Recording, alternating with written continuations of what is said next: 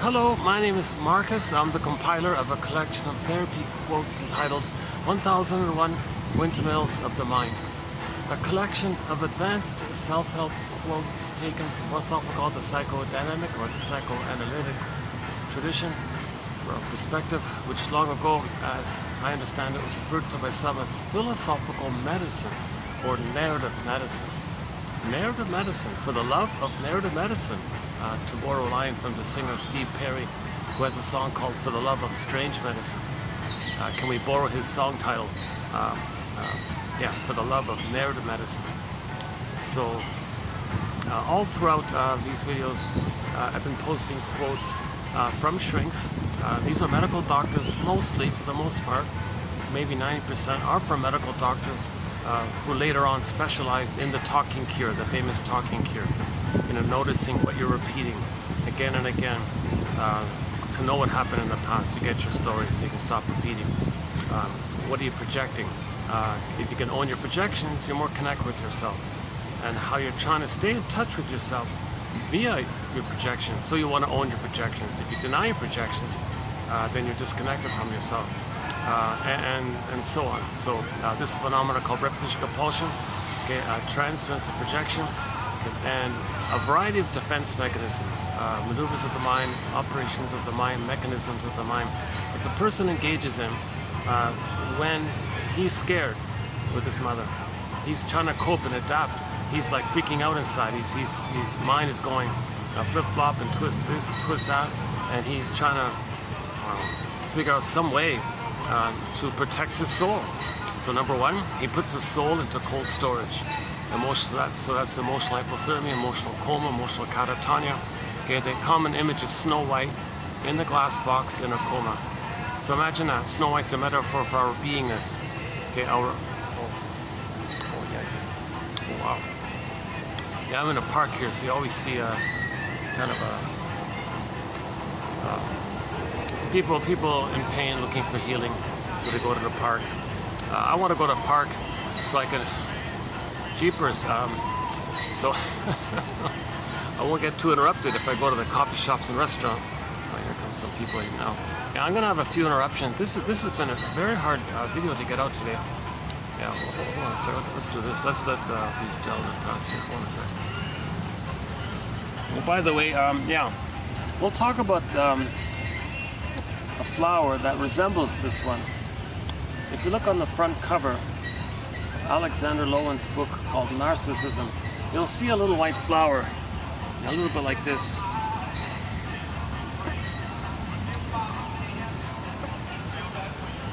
Whoa, off to a rocky start here. Yikes. Okay. Yeah, so I got a very light, I think it's going to be a shorter video, but I want to cram in the quotes. So we have good quotes coming up, so stay tuned. This will be 28, 29, and hopefully I'll do a preview of the next quotes, 28, 30. And I was planning to do like a summary of the last quotes, 28, but they were kind of covered in the last video. The last video was not bad. I thought that was one of my better videos, the last one there. So we'll see what we can do here.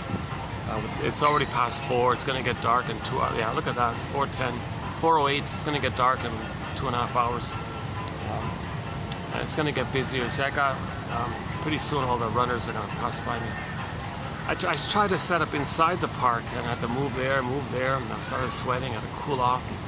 Jeepers. So, you know, this park, the first time I came here, beginner's luck, it worked out well. So I came a second time, oh boy, third time, yikes. So I kind of gave it a break for a couple of weeks. So I came back to see the same kind of stuff. So I'm not going to really try to do videos in this park anymore. It's just way too busy. Yeah, never mind my logistics, so that's part of my anxiety. Yeah, so that'll trigger my anxiety easily, right? Oh, is that weed on the water?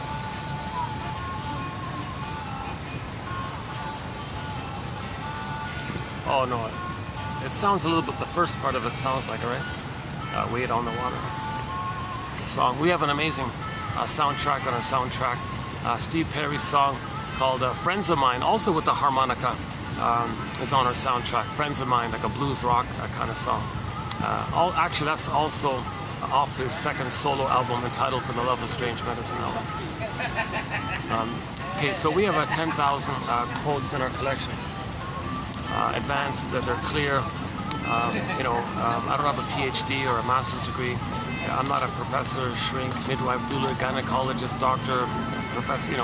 I never studied psychology. Keep that in mind. I'm the compiler of the quotes. Oh, I have a BA, so that's something.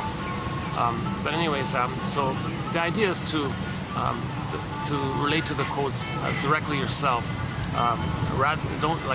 Don't try to separate the presenter and the quotes. Like, focus on the quotes. So my disclaimer: I'm not a shrink. I haven't been analyzed. I'm trying to learn this. And part of my learning process is to discuss this. That's how I'm trying to learning it. Plus the grateful feeling that I'm saving these quotes, preserving it for posterity kind of thing. Because these are hard to find quotes. Many of these books come from books which haven't been digitized. Many have come from books which have been digitized but have since have been removed. I'm following. So they're hard to find, many of these quotes. It's really no one has really compiled a collection of quotes from psychoanalysis. Nothing. The closest thing there is, it's a book called Wit and Wisdom in Dynamic Psychotherapy by a guy named Gregory Bauer several decades ago. But he's got a lot of that convoluted Freud quotes in there. So if we take those out, what's left is just like a tiny sample of what we have here. Plus, I've already plugged out the best of those few that he had in there, incorporated into our collection.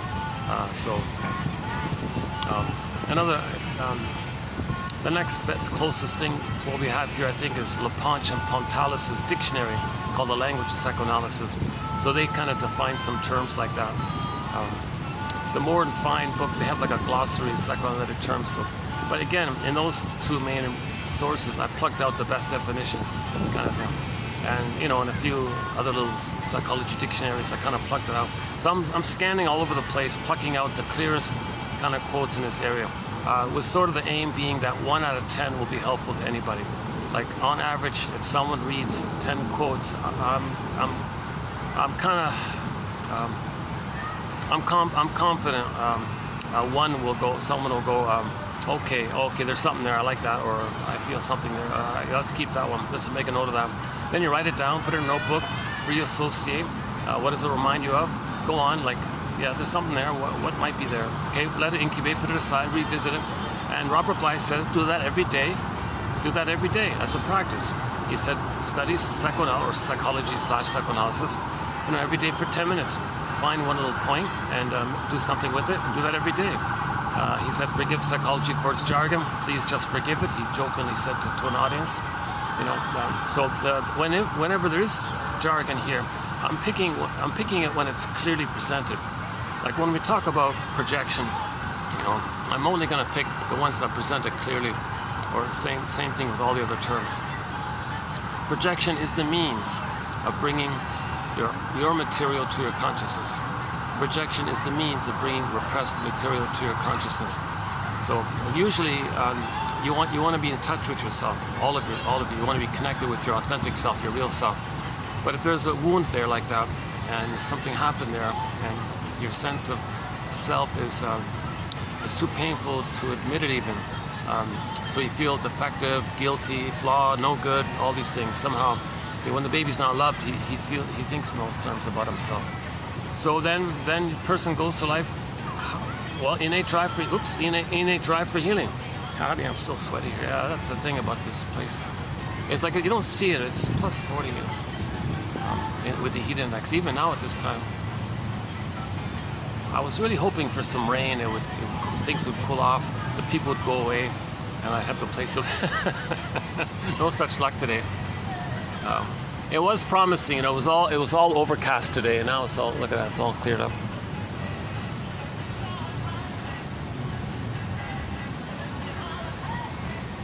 I'm having thoughts already to just give up this video because now I got the flies added in. Jesus. Yeah, this has been one of those days. Sometimes you get lucky, right? Yesterday was a good one. Yesterday was a lucky video. The last one. That was a good one. I like that one. And the one prior wasn't so great, but the two prior to those two were good. So out of the past 3 videos, 2 were pretty good. You know, and this one, oh, yikes. Well, why am I getting so... What's around here? Why are there so many... Maybe they sense the food. I do have some drinks in my bag. Maybe that's what it is. Oh, yeah. Oh, that's what... Yeah, I got some drinks in my bag. Maybe that's it. Oh, yeah, okay. Well, maybe I can do a bit of a walk first. Let's do a bit of a walk.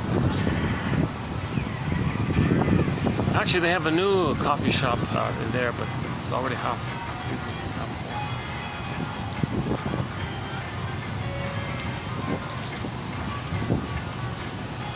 Geez, it would be nice to maybe... Yeah, we should try to go back after all. Let's see. Actually, yeah, maybe. Where those pigeons are, yeah.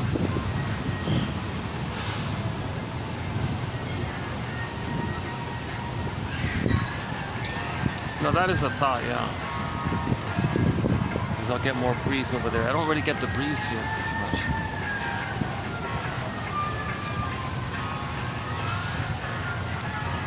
Okay, hold on a second.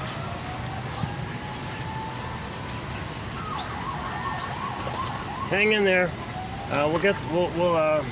Things will pick up when I finally settle down.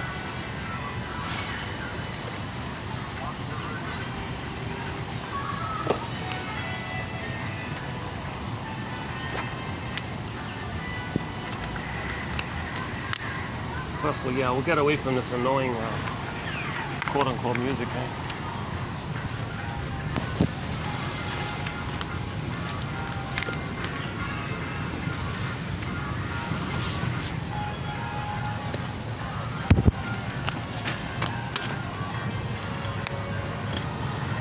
Alright, here we go. Okay, let's go back to that spot where the pigeons are.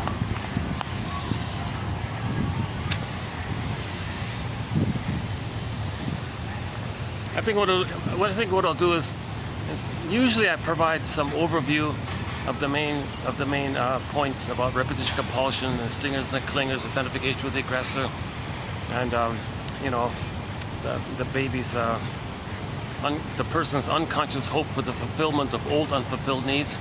Okay, and then the symbolic acting out, transference acting out, and finally you want to get to what Janov says, the realization of this relentless, unreal hope that something in the present can change the past, because there are no time machines. You can't go back in the nursery. There's one-way ticket. So when you stop this unconscious repetition compulsion of that interaction with the mother and replaying it in one form or another, a key point, either benign or more inverted way, where others play you and you shame them, where your mother shamed you, then you see them as your mother and you play you and you fight with your mother. So you use proxies, others, to represent you, and then you treat them the way your mother treated you, and then flip-flop, you see them as your mother, and now you want to control that person, thinking you're finally going to try to control your mother. Because originally as a baby, when he was enraged at his mother, he couldn't control her, he was helpless. So now he's older, and he thinks using someone else to stand in for the mother, he's going to control the mother finally. This is nonsense. We're not making sense. See, we're not making sense. But in trauma, we're repeating, you see, to get the story. Once we get the story, we stop repeating. The trauma we're talking about is attachment trauma, relational trauma, interpersonal trauma, okay, developmental trauma, stunted development, fixation, and our inner life, our feeling self, our ontological self, our sense of self. I feel therefore I am this self. This whole inner area, it all gets frozen. Okay, so the image is Snow White, and so metaphor for our beingness, our authentic self, gets in a coma, so to speak. And in the myth or fairy tale, when there's a character that's a personification of our authentic self or our beingness, okay, and something happens, it's lost, it turns to stone or a statue or frozen or petrified or morphs into some previous condition.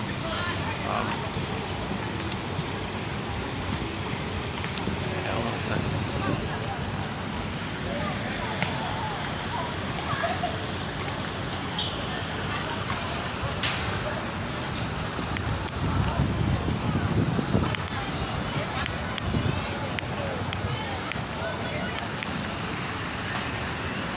son of a gun.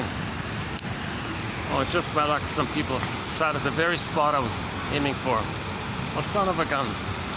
Yeah, that's like the best seat in the house, actually. Oh, I can't. Oh, come on. Seriously? Oh, Jesus. Okay. Oh, this has really been one of those bad luck days. Yeah.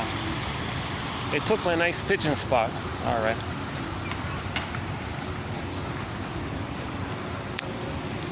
Okay, let's look for something else then.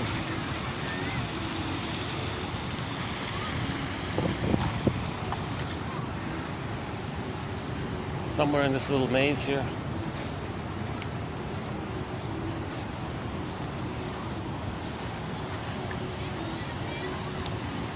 Yeah, luckily people don't really use this maze, so it might be okay for a while. What if I try this?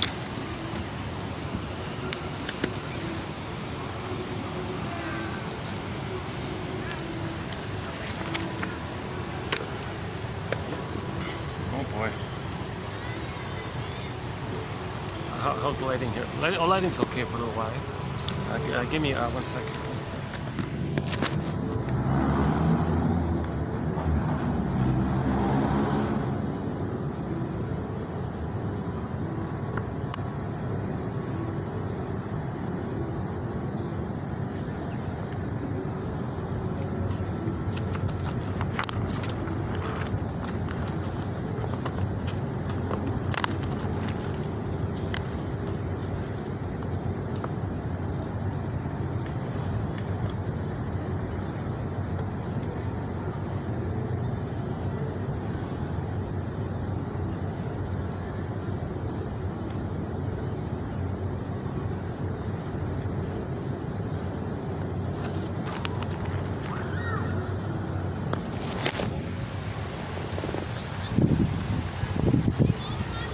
So the basic premise, the basic theory here is that we're all born with a beingness, an authentic self, a sense of self, our embodiment, our sense of home. It's really, we're meant to be at home within. That's our embodiment, our sense of self. Okay, that's our beingness. Some people call it the feminine element, the feminine principle.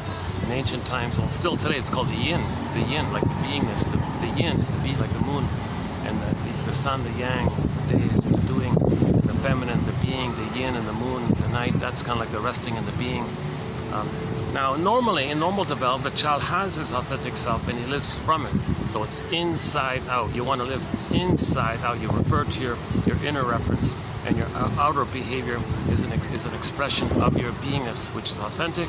Okay, there's feelings. So there's the natural state is that there's empathy. Okay, there's morality and caring. And there's virtues, all that's normal. You don't need to teach someone that. That's kind of basic kind of thing. But with trauma, that's frozen. So that's why people are confused about it.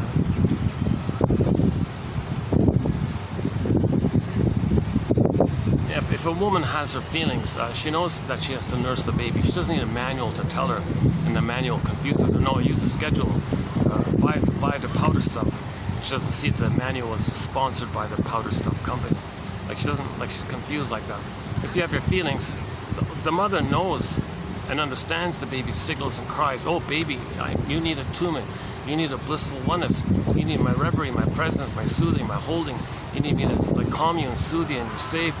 So the mother has that naturally. It doesn't need a manual to tell her. But if her feelings are frozen, she doesn't. That's called athelexia. Another way of describing it is athemoalexia, linked to, or another version is alexithymia. So I feel, therefore am. So when we have our beingness, our authentic beingness, there's a natural, basic, positive feelings for it. So joy and sadness represented in the Disney film Inside Out. So and all the range. Okay, so the serene, inexhaustible fullness of being. Okay, so you have your beingness, the fullness of being. That's your home, your inner home. The natural feeling that comes from that, okay, that animates out of that, like the sun, it radiates, it shines. Okay, that's your normal basic feelings. Okay, represented by joy. That's the main primary one. And now joy can step aside when there's losses, and that's sadness. That's also basic primary feeling. So joy and sadness mainly are there. So joy runs the console mainly, and all the nuances and variations of joy. But it's from the beingness. Sometimes Shirley Temple, the bluebird of happiness, is within.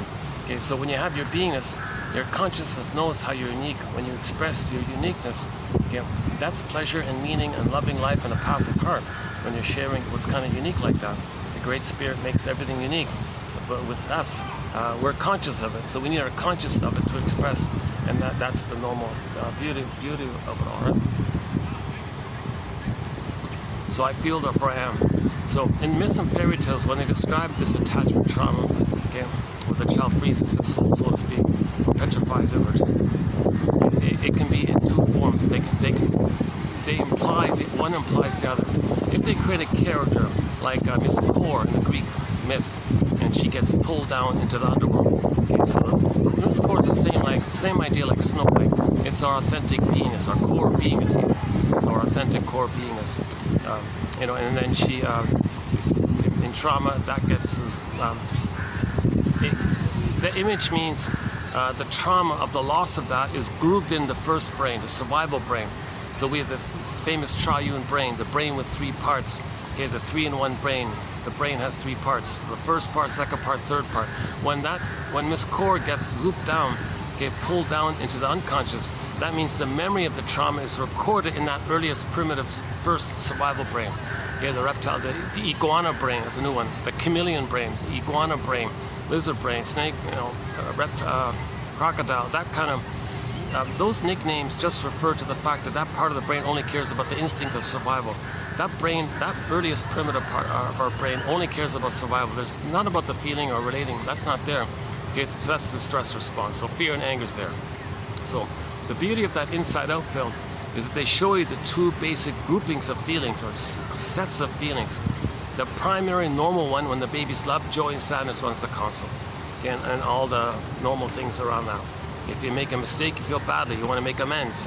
Gratitude, affection, tenderness.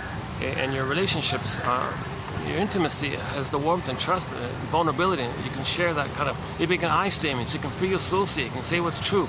You can say this happened, I didn't like it. You know, you can, or that thing reminded me of something, you can share, make vulnerable. If you're made a mistake and you relate, you can, you know, I think I was passive aggressive, my unconscious made me late. Because part of me, yeah, it's true, part of me didn't want to be here. And let me talk about this, why I was late. I didn't even call you. I was angry, I didn't want to be here. I think maybe I was punishing you or something, expressing my anger. You can make I statements of why he was being passive aggressive. And then the person might say, oh, I didn't know. I didn't know that what I did before you were angry about it. And that person can make an I statement on his end. So the normal development, you can share intimacy. You can make, yeah. Another awkward thing about this area is there's a major, like a massive major school, not like a full school, like I think it's primary, middle school, high school, like the whole thing. And I think they like to come here after school to some degree. Well, if I have to leave this spot, this is like the last ditch spot. I'm not going to look for another spot anymore, unless those people leave. Geez, they took my nice pigeon spot. I can't believe it. I can't believe it. I tried 3 times for that spot, and I waited, and I went. I had to move again because the whole high school, like 50 high school kids just sat kind of near me, kind of. Are they still there? Oh, here it's okay. Let's just stay here. They're probably still there. Oh, no, they're gone. Oh, they're gone. They left. Oh, let's see. Oh, should I move? Oh, no. Oh, no. Oh, no. They're just, they're lying down. You can see them.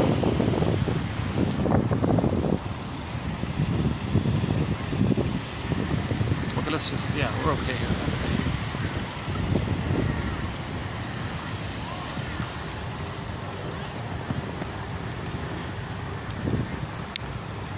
You know, if I do ever get a nice spot, it is a picnicky kind of feeling. If I can finally get that, the right timing, you know, we gotta create more parks. You know, they've got to open up.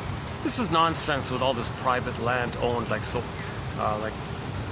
90. What is it? I don't know. Some ridiculous high percentage of land it's not being used and it's private, you know, like some guy who's never been, you know, some family just claimed it when they plundered the country or continent or something. Oh, it's all private, our land or something. Yeah, I think, you know, one thing that can really create new countries, like open up this land, open up all this free land, just create new countries, you know, create new cities and countries, whatever. There's just so much land like that. It's kind of ridiculous to. Okay, that's a separate topic here.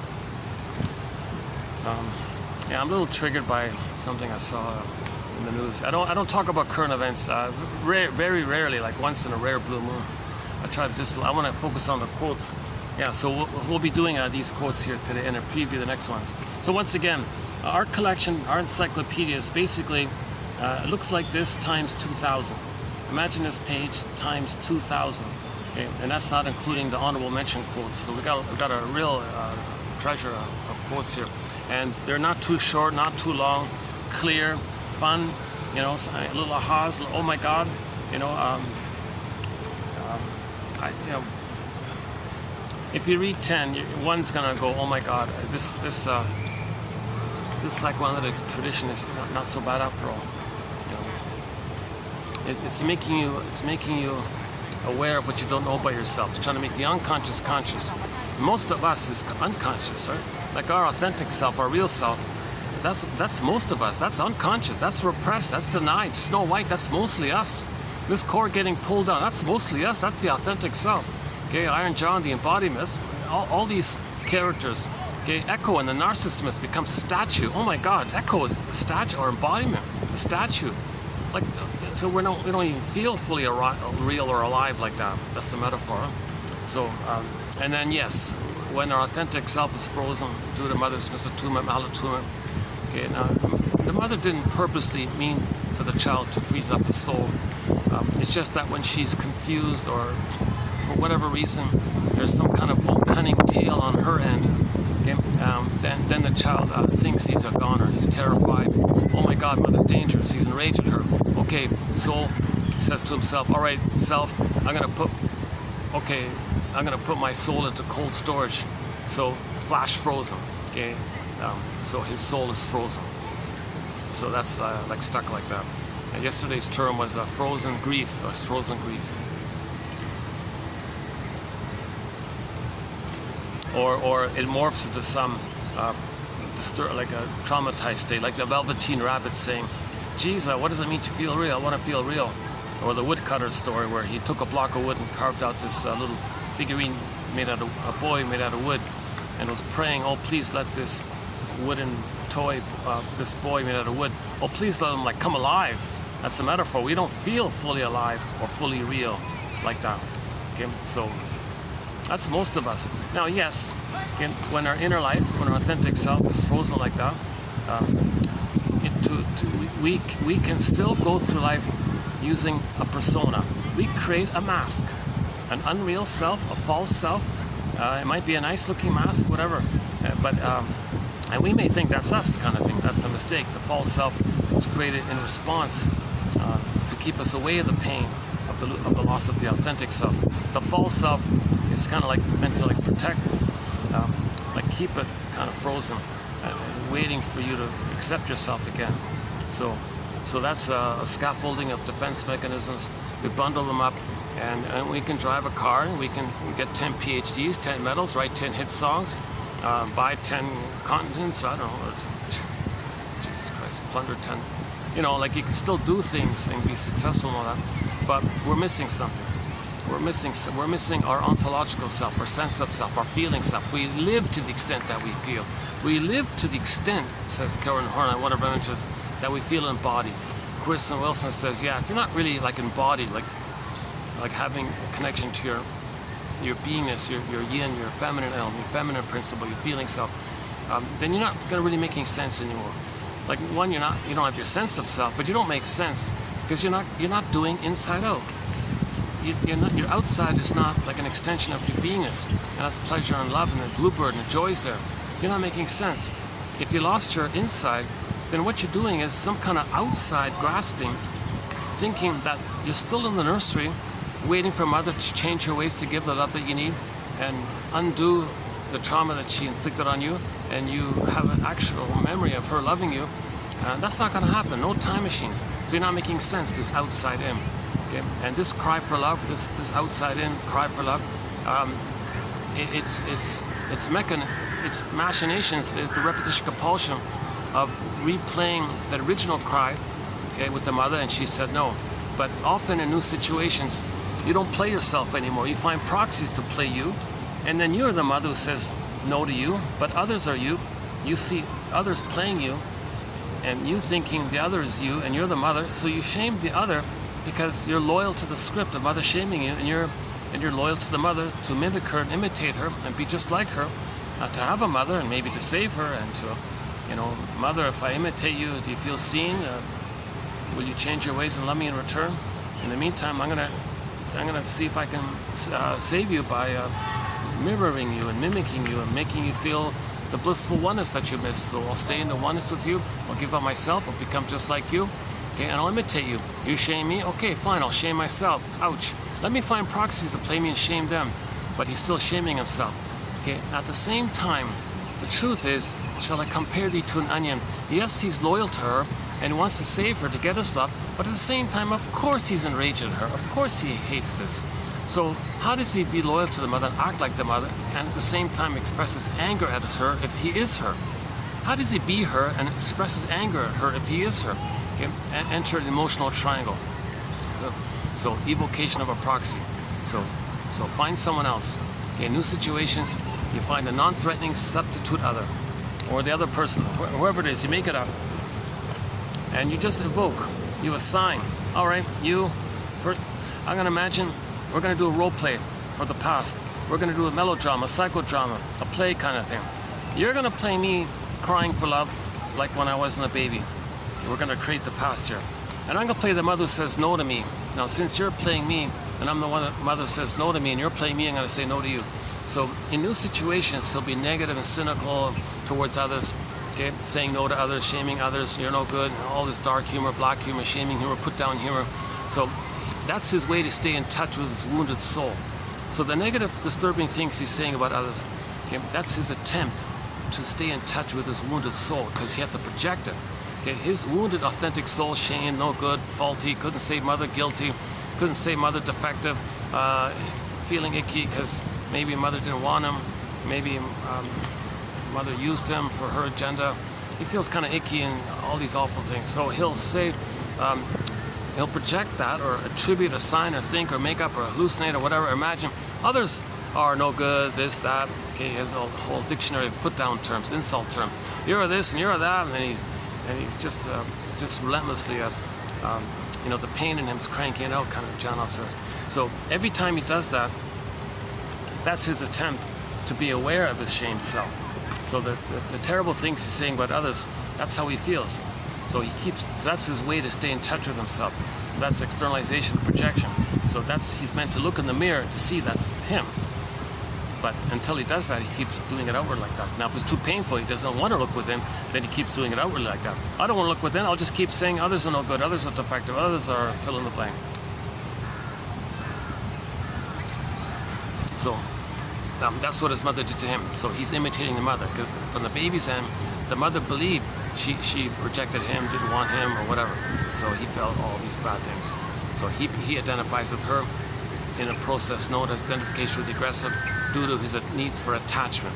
The baby must attach to the mother. So he'll give himself up, see others as playing him.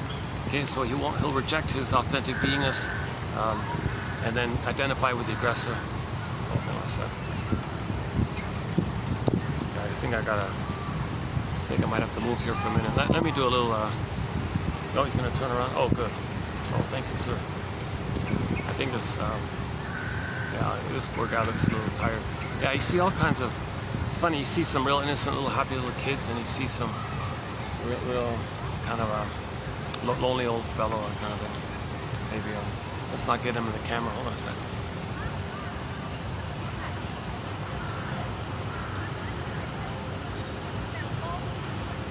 Yeah, Yeah, he was probably in his 80s or something. He looked yeah, elderly, yeah.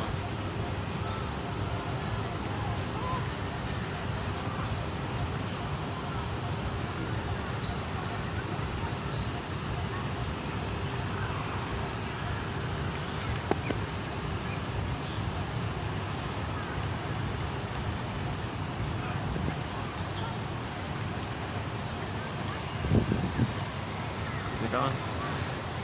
All right.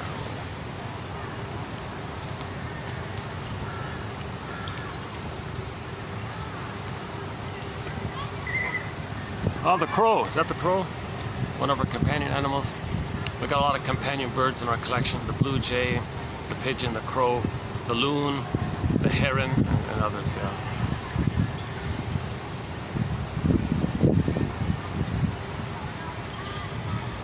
The stray cats in this park are extremely friendly. They sometimes just hop on you. Like I was sitting, before I set up, a cat just jumped right on me. Oh. And I took a photo of him, so he's on the front, he's the, what do you call it, the thumbnail for the video.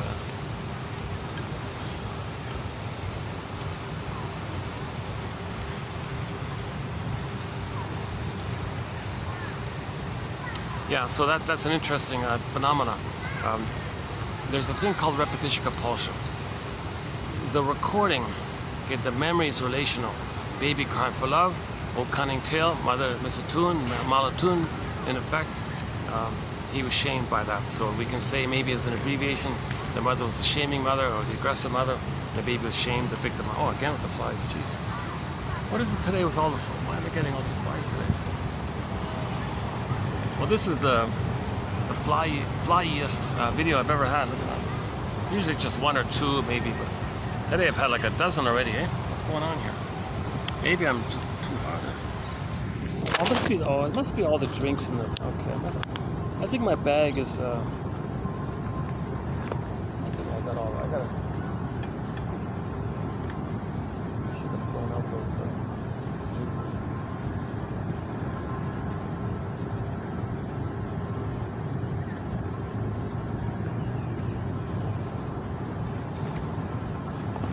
I think I can,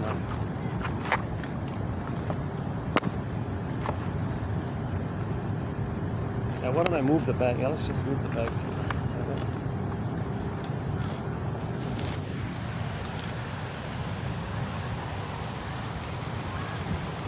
So then, yeah, so the reality is he is angry at the mother. So then, so the proxy plays him. So the proxy plays him. Again, proxy is when someone feels for you, plays a role for you, does something for you, plays an identity for you. Okay, so then you see others, hey you, new situation, new job, new relationship, new interaction. Okay, so you want to repeat the past. So what's happened in the past? Baby cried for love, mother said no. Okay, that memory is relational due to timelessness. That brain, that gecko brain, that lizard brain, that salamander brain, that iguana brain doesn't know time. The crocodiles don't know time, right?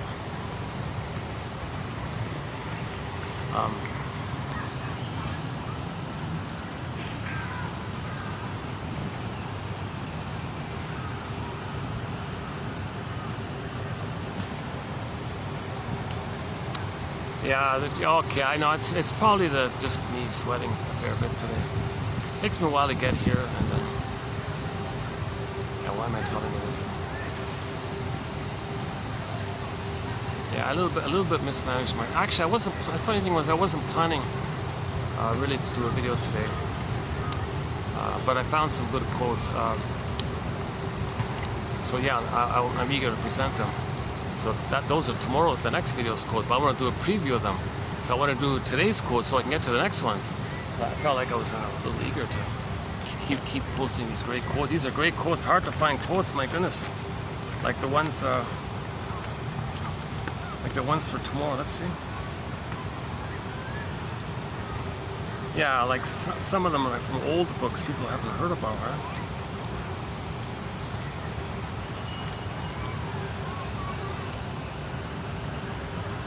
Jeez, yeah, I'm really.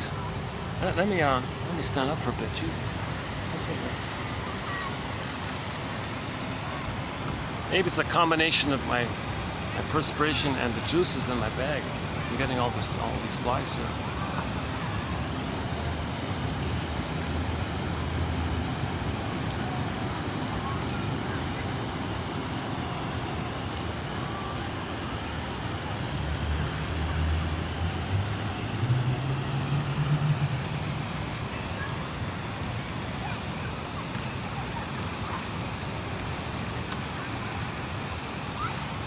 So first, so the original situation was the baby was shamed and the mother was the aggressor.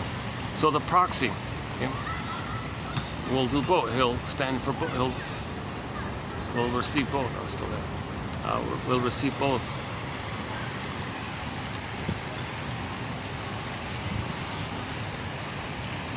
Yeah, this is definitely the last time I try to do a video. Yeah, Jesus.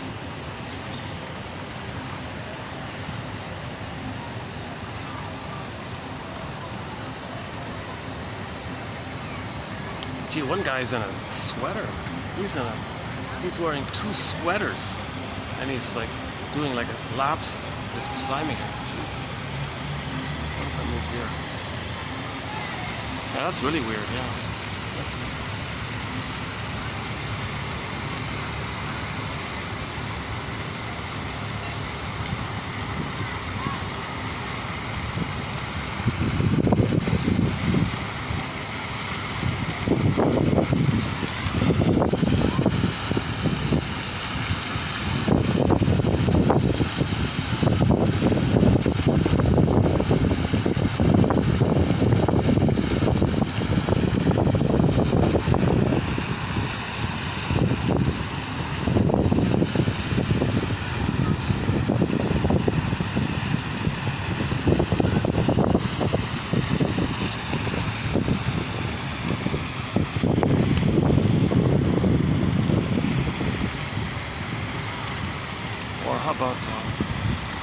So now, originally the baby was angry with the mother. He had the fantasy, ultimately, that he wished he could have controlled the mother.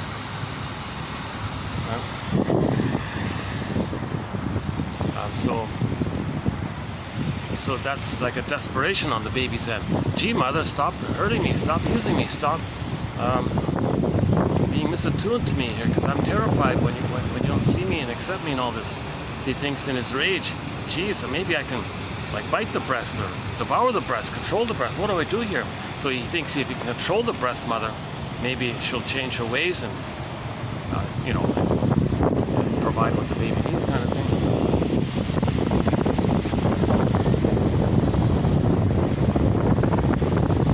Well, if I do it here, I don't have to watch that fellow doing laps just beside me here. It's funny, every time I set up, this is one of those days where I set up and then something happens, right? Happened again, twice here. No, it's not deliberate, I'm sure it's just a busy park. And plus people always look for the spaciest spot, like what I'm doing, right? And somebody might think, who's near me, when I arrive, oh, he interrupted my space or something.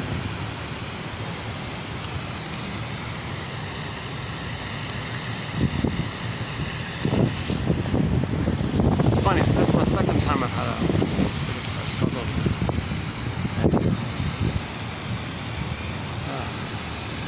Okay, let's try this.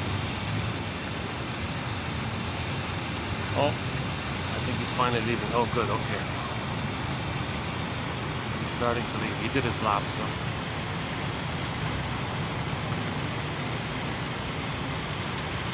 Maybe he's deliberately trying to sweat. Like maybe he thinks it's a health exercise too. Like as if you're in a sauna, you want to sweat. Maybe he's thinking in those terms. And then you got other characters that just kind of stare at you a little bit, like that one there. Jesus Christ. Thanks. There's another intense looking character. Jesus Christ.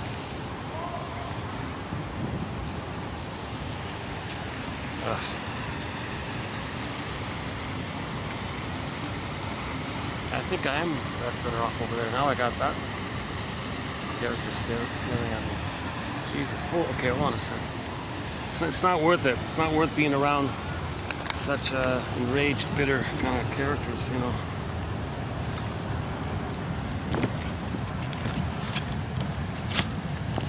I gotta talk to somebody or something, you know.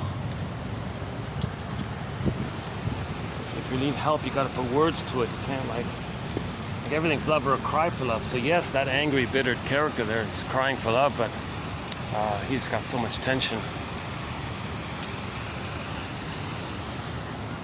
Plus, if he doesn't know that he's crying for love, it'll just be a narcissistic rage kind of thing.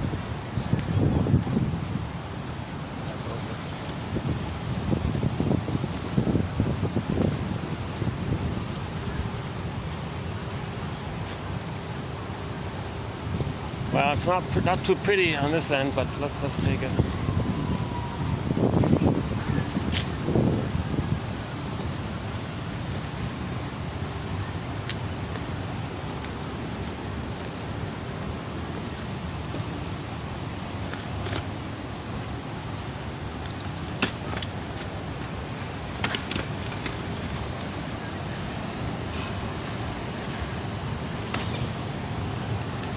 See that guy trying to sleep, totally thinking, geez, I found a spot where I can sleep. Now some guy just came near me kind of thing. It's impossible with these parks. Oh geez, he's still staring way across the, Jesus Christ. Hold on a second. Oh.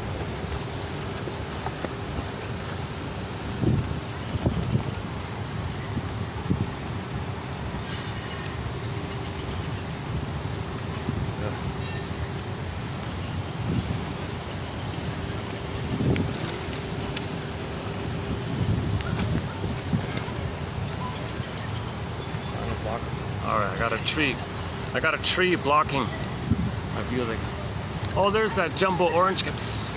Yeah, there's this orange cat that hangs out. Just specifically at this corner, there's a big old orange cat.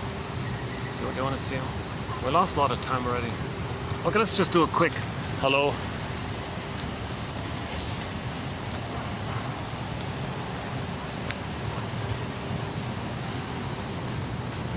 Where is he?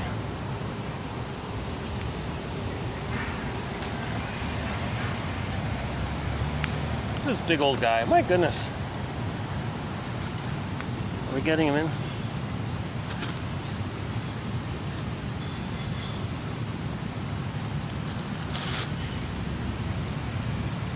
My goodness, eh?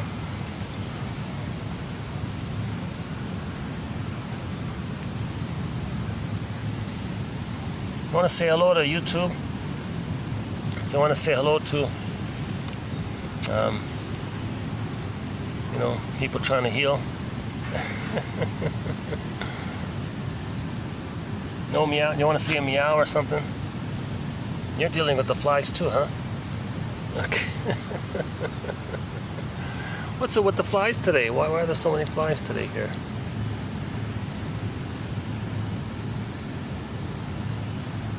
Wow, he's got a real...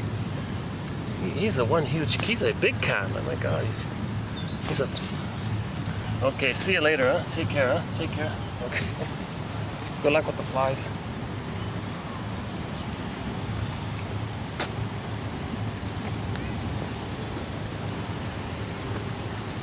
Oh, this is ridiculous. Now I got another intense character right behind me. Oh, this is getting ridiculous. I really should just bail with this video. My goodness.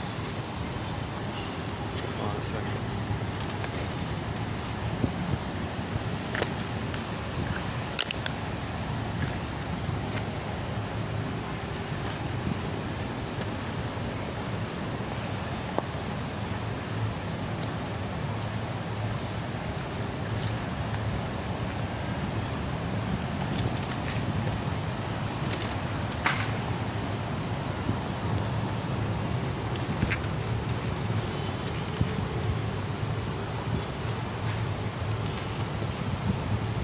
So, yeah, so this is because in the survival brain, in the baby's survival brain, That mentation, they call it primary process thinking, primary mentation.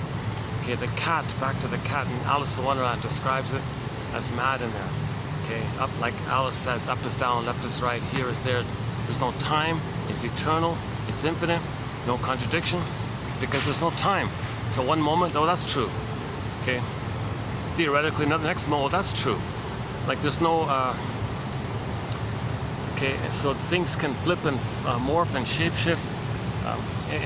It's all over the place, right? It's called primary mentation. So if the baby's traumatized at that time, and the memory, okay, the circuit, the neural circuit of that trauma, okay, and that trauma means he didn't get his needs met. If the baby doesn't get his needs met, he can't be himself and love life and be happy and all this. So he still didn't get his needs met. So his energy, his life force is being sent into this looped memory circuit in the survival brain, which doesn't know time. Okay, and that's kind of driving the person in effect, because all of the baby's life force is to get those needs met. Yikes! Oh, it's even hotter here. My goodness. Oh, this has been the most difficult video. One of the most difficult videos I've had to get out in a long time. Yeah, I've been lucky. I've had a few off days, but yeah, today's ridiculous here. Okay, I'm gonna go back.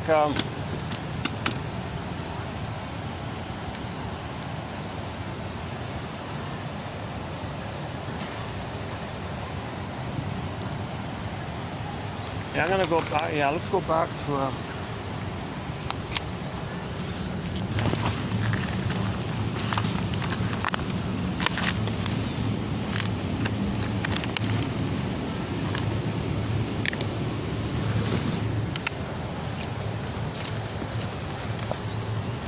Let's go back to where I started. My goodness, I should have just stayed where I started. What a chain reaction. That's because that couple took away my pigeon spot.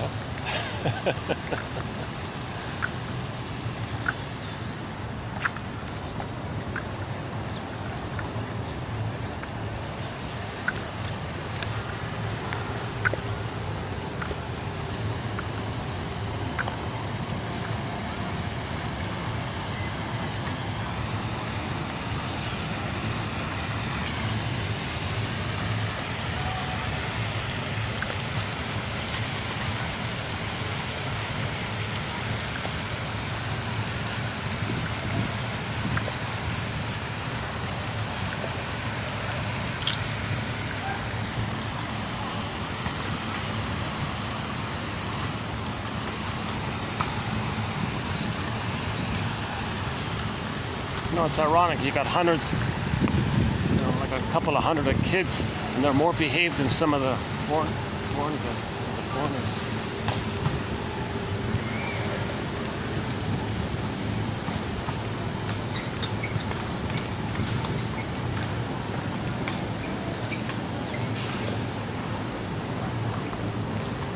Yeah, but if you see somebody doing something you don't like, you got to think of it.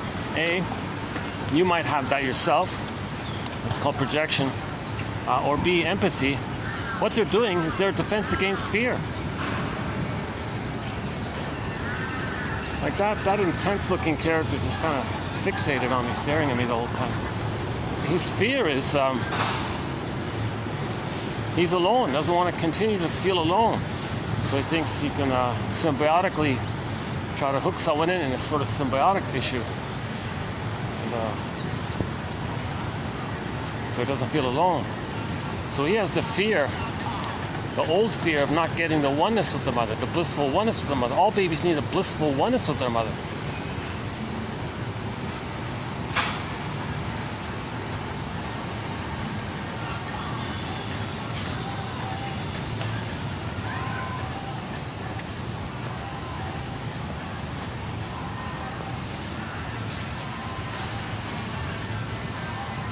Set up here. Oh, I got that noisy techno thing. Oh, Jesus.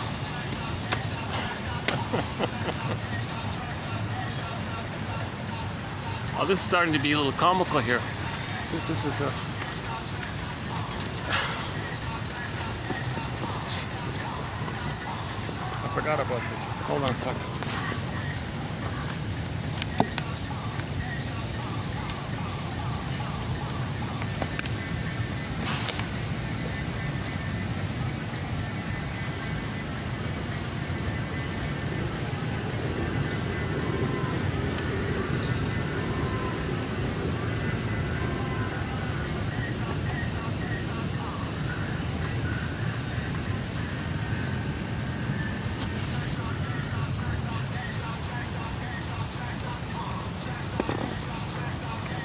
So one of the quotes in 28:22 is, if you see something you don't like, just say that what they're doing, the thing that you don't like, that's their defense against fear.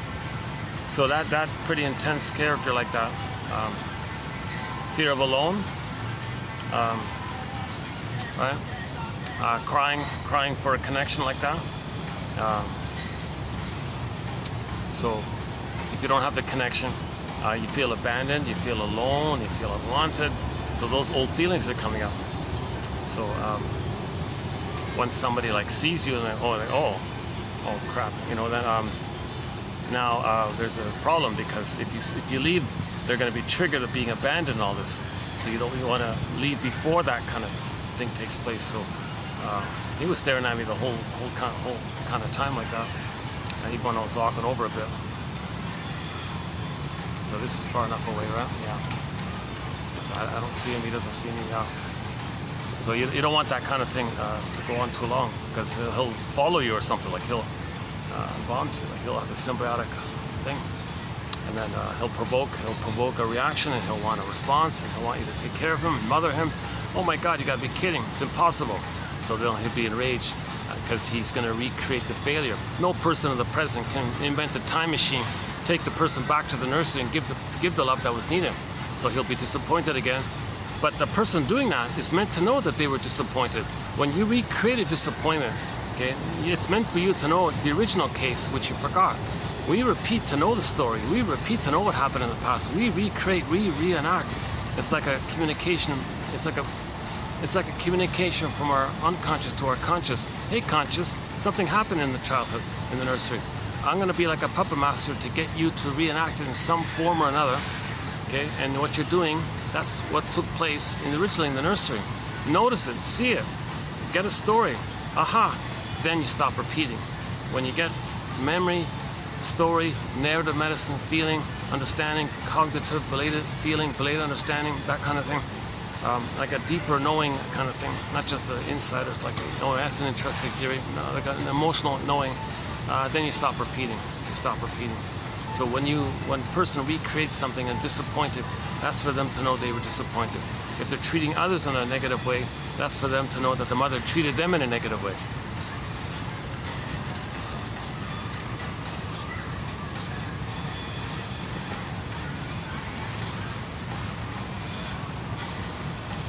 Yikes, yeah, I'm still sweating. Jesus Christ. There's not much of a breeze here. Ay. This is... Okay, I've got one last ditch option. I don't like doing this, but and I know the manager doesn't like it either, but I can sit for a little while in the hotel, they have some seats sort of in the lobby area.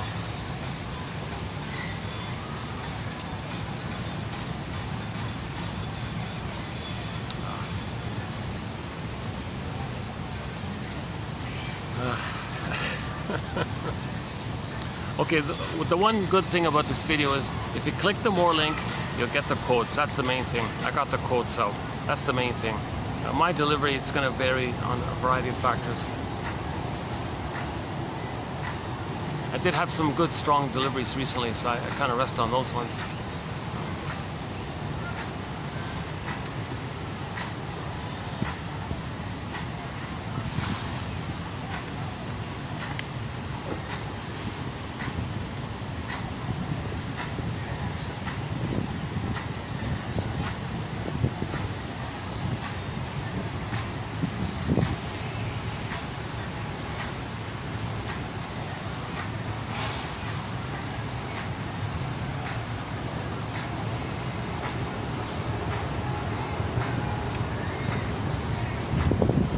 Okay, let's do today's quiz.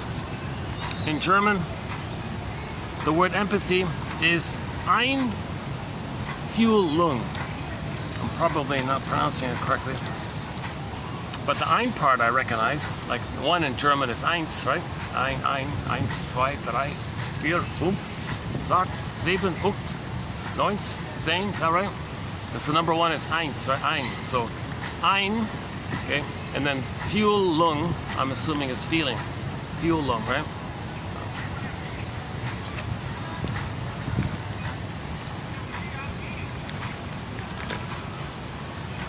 So you're feeling, oh, that one feeling, that feeling, well, I have that same feeling. That's a one feeling we have in common. So try to imagine what they might be feeling. Empathy, right? If you were in their shoes, how would you be feeling if you were in their shoes? Or try to imagine that they had different circumstances. Fleiss describes empathy as a trial identification with the client, a way we come to know another's experience by feeling some aspect of it within ourselves. So try to feel some aspect of it in yourself. So you have a trial, he calls that a trial identification. I'm going to momentarily feel up what you're feeling so I can try to identify with what you're feeling. That could lead to empathy.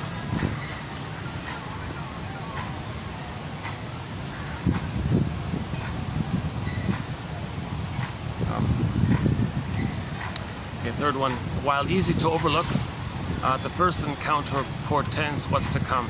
So the self-help slogan is, you know, like first impressions kind of thing, or, you know, if someone shows you who they are in the beginning, you know, believe them, that kind of thing. Or the self-help slogan is, the way you do anything,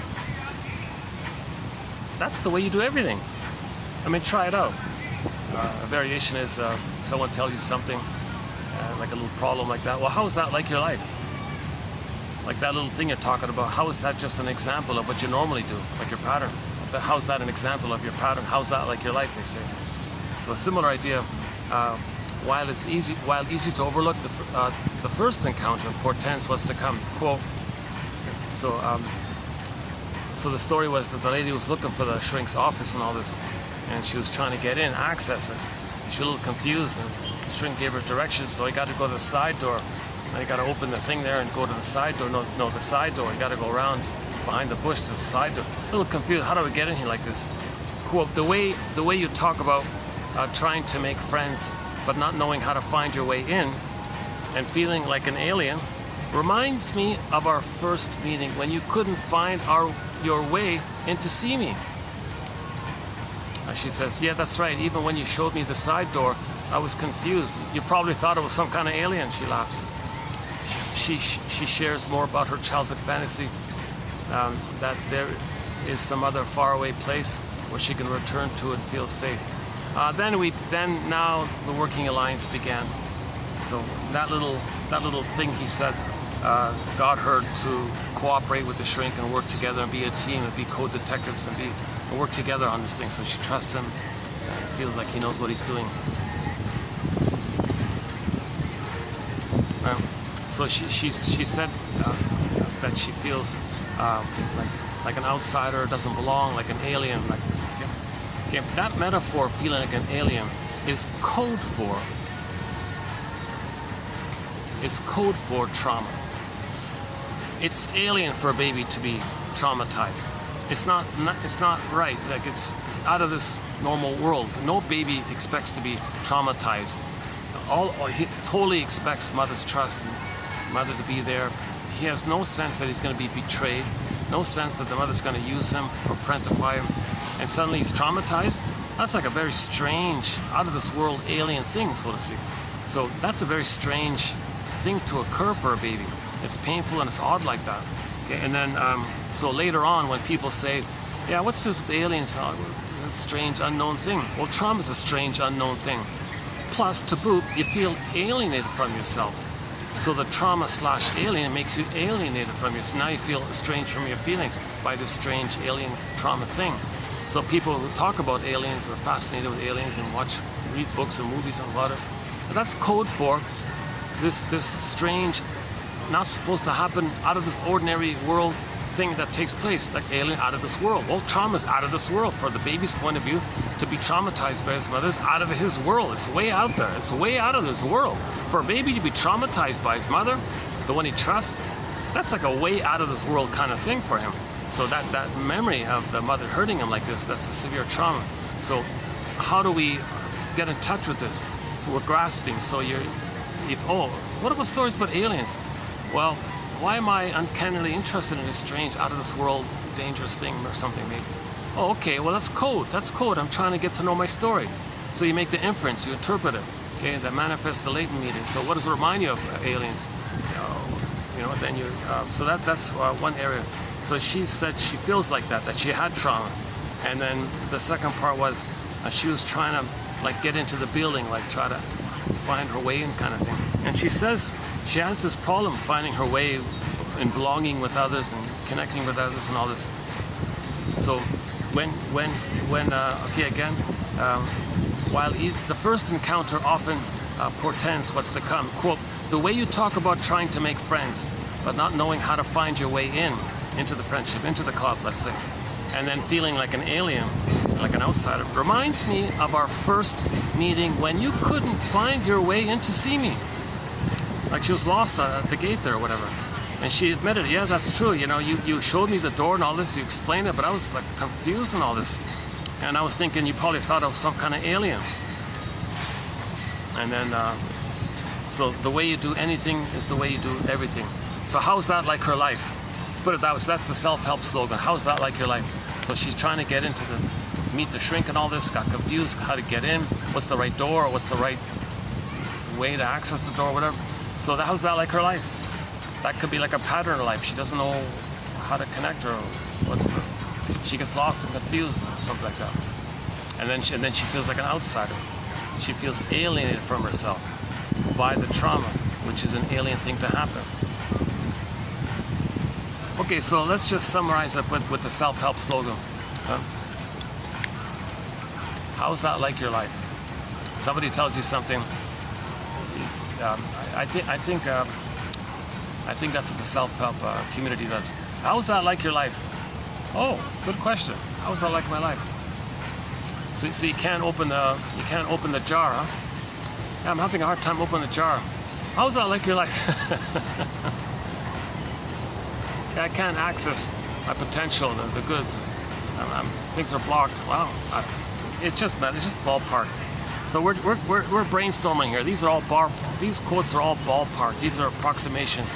We're up still skin. We're looking for the right words. Okay, these are clues, hypotheses, guesstimates, invitations for mutual exploration. Clues. We're trying to be detective, a psychological detective, emotional detective, existential detective.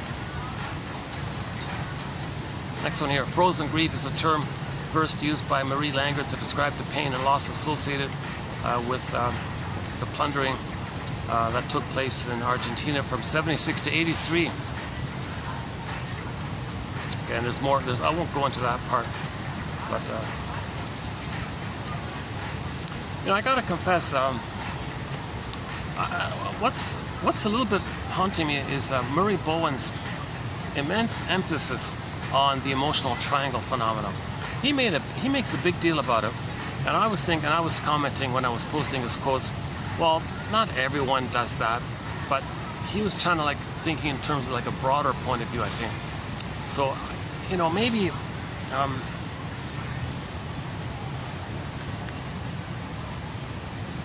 maybe part of the pillaging and the plundering, in the various ways that it's done and all this, using proxies, make people poor, create desperate people to pillage the land because mother stole their land. So the basic premise is when mother is traumatized the baby feels that his mother stole his soul, land. His embodiment, it's like a home, like a land, like your embodiment, your sense of home, like a land, psychic house, soul castle, embodiment, land like that. So mother short-sold the baby's soul, land. He identifies with her, becomes a short seller, or uses proxies as short sellers for them. Hey, you short sellers, you be the short seller for me. So they're all short sellers, either directly or via proxies for others. So that's loyalty to the mother. Why? You gotta have a mother.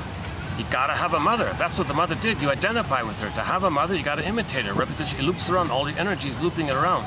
So all this energy of pillaging and plundering all the time, it traces back to the baby, the life force in that memory, where the original state was all of the baby's life force is to find mother's love.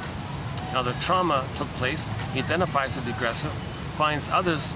Okay, so if there's land out there, oh, let's use that symbolic as my home, inner home, missing inner home. Mother took my inner home. Well, there's land over there that could symbolize home. So we'll take that the way my mother took it. She gave me poverty. Well, others will be given poverty, and they'll hand over the stuff. Well, I had to hand over the stuff to my mother. She got some benefit when she short sold my soul. Mothers short sell their baby's soul. Short selling, you get a benefit. You profit when you damage something that's good. So then that leads to envy. So then that's just part A. Then after you plunder the land, then you see that land as Mother Earth. Oh, there's your mother. Now you're going to want to control all that land over there, because then you're thinking you're controlling the mother, because you still have two parts going on: the loyalty and the attachment to the mother, identification with the aggressor. But at the same time, you're angry at her, so you're fighting with her. So imagine this going on in the brain like that, and it's driving people. So you got to look in the mirror. Michael Jackson, look in the mirror. The man in the mirror. The man in the mirror. Okay, the things that we're doing, okay, it comes from the intrapsychic. Intrapsychic was laid down by the interpersonal, the original interpersonal. Baby and the mother was the first interpersonal. Human connections lead to neural connections. Baby's brain is malleable, laying down all the circuitry by that interaction. Stencil, template, imprint, sealed in, grooved in, wired in. There's even chemicals. There's even a name for the chemicals. Catacolate, I forgot. It's in the Janov material. That seals it in, this memory. Okay, now that's you in the world. The mother was the world for the baby. That's his understanding of the world. So he's going to go through life seeing the actual world through that template. So he's wildly distorting the reality and cherry picks to fit the template kind of thing. So he's not making sense, right? And so embedded with it is repetition compulsion.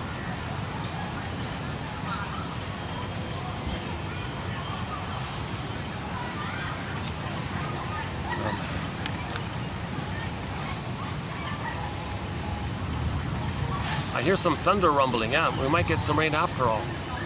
Oh good, we might get some rain after all. I'll finally cool off.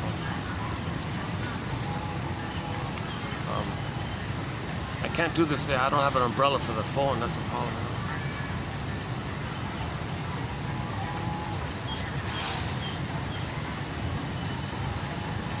Yeah, bad time, luck.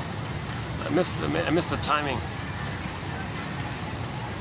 See, when it stops raining, there'll be fewer people on the grass and all that, right? But now it's too dark. My goodness, what a day today.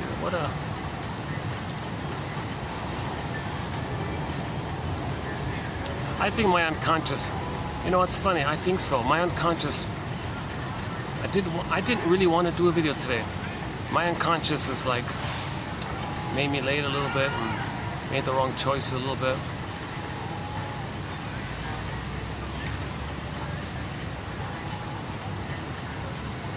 So my unconscious is resisting this video here today.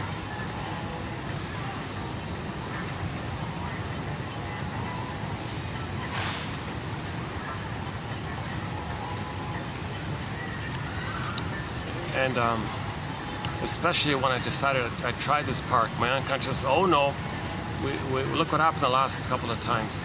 I don't want you to go back there again. And sure enough, my unconscious was right.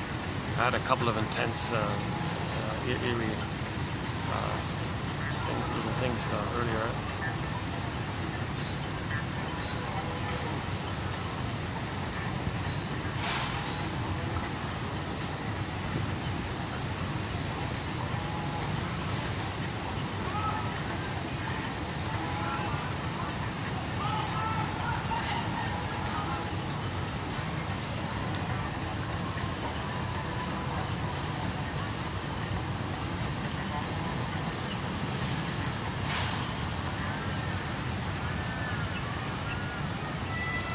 let's see if we can get the... Okay, the fourth one, the struggle to accept the loss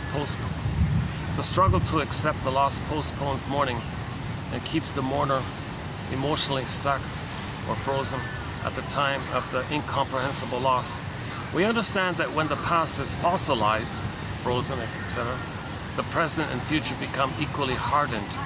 Change and growth can only occur when a client discovers their flexibility to revise and reimagine the past, updating the narrative of their lives. We want to update the narrative of our lives. You can update the narrative of your life by understanding your parents' story, having empathy for them. That's updating things. Now you know why they did what they did. Okay? Why did the mother not love the child? And you're frozen there, fossilized there, frozen grief there. Well, find out why. Okay, and that loosens things up a little bit. Okay, when you have forgiveness, understanding, then you have the self-identity from that. Then you can mourn. Right? You loosen things up and you get the story. So you gotta get the story.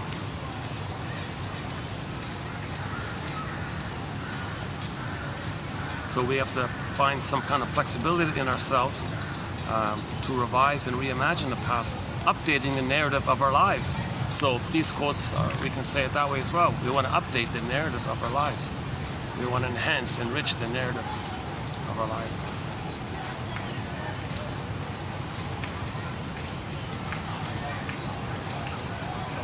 Okay, oh, the prejudice part. Okay, can I refer you to the last video? Let's not open that door here. So we did some on the prejudice topic, the shade of beige and the shade of brown. So let's leave it. Let me refer you to 28 for that one.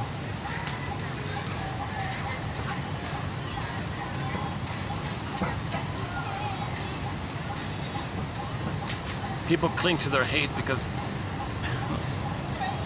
the hate is because of all the fear, right? And if you face that, you got to face the pain that's underneath it all.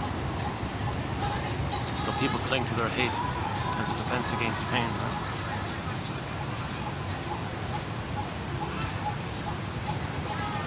And if you project onto others, then you're not understanding. You're not getting the depth of understanding about yourself.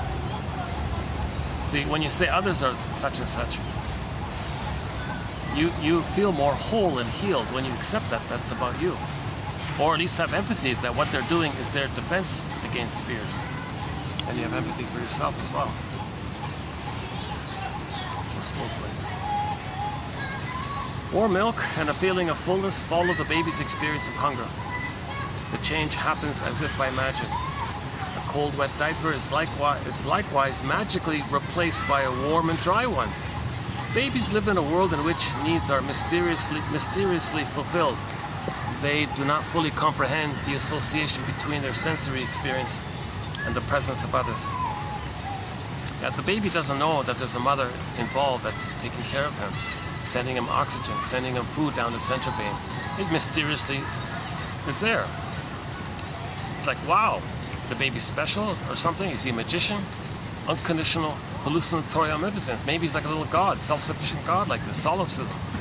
He's the whole universe, and the universe provides for him, or he provides for himself, or the universe provides for him. Okay, so it's all mysterious. Okay, omnipotence of thought, sensation, needs get met automatically. So when the baby's nursed and all this, he feels good. Wow. He doesn't quite yet get that the breast mother is part of his mother, who's a separate person. In the beginning, baby does what's called part-object relating, and it's just utilitarian. He's still one with the mother. He's confused about where he begins and ends, where the mother begins and ends. And he just thinks he's a kind of special, entitled little god, and everything takes care of him. So he has a need, it gets met. Okay. Feels uncomfortable. Oh, diapers changed. Oh, wow. He doesn't understand that the mother did it. He thinks he had the sensation, he had the need, and it got met. Like magic. He thinks in those kind of terms, they say.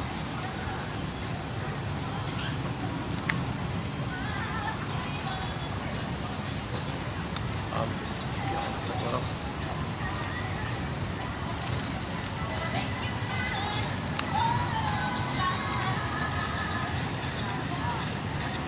Oh, there's our buddy, the black cat. Oh, my. Oh, he's still here.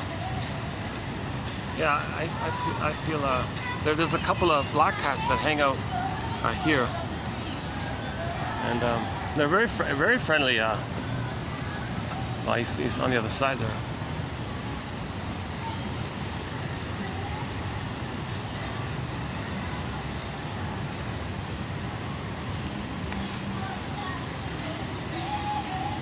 Oh, there he is. Yeah, see him?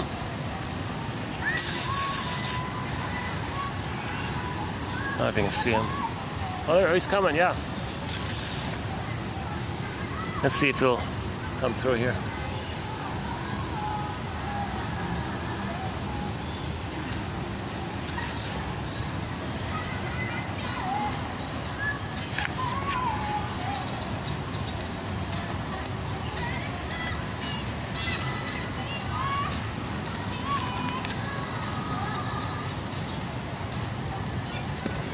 Oh, I get it. The thing, my chair's absorbed all the sweat in me. That's what it was.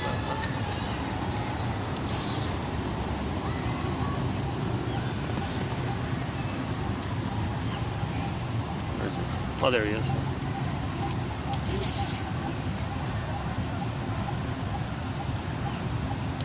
Yeah, it's okay. Come on.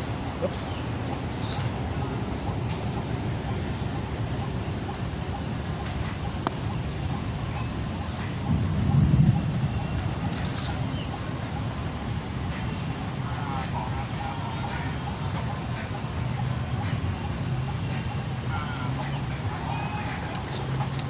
I think he's got his mind on something else. Looks like he's got something on his mind.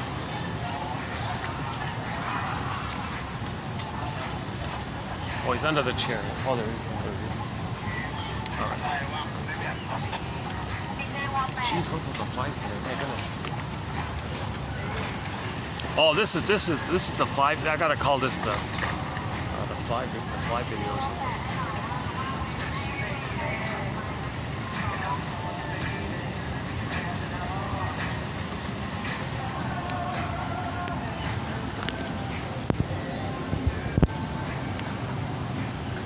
A secure attachment is fostered when there is a clear and predictable cause and effect relationship between the baby's behaviors and emotions and the caregiver's loving response. When a young child cannot count on predictable and attuned responses, he is filled with feelings of helplessness and rage or anger.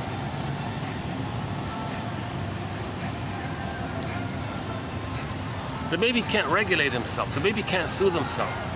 He can't make it on his own. The mother's got to be there to soothe him and comfort him and make him feel safe. Then he has that memory and the wiring is set in, then now he's good.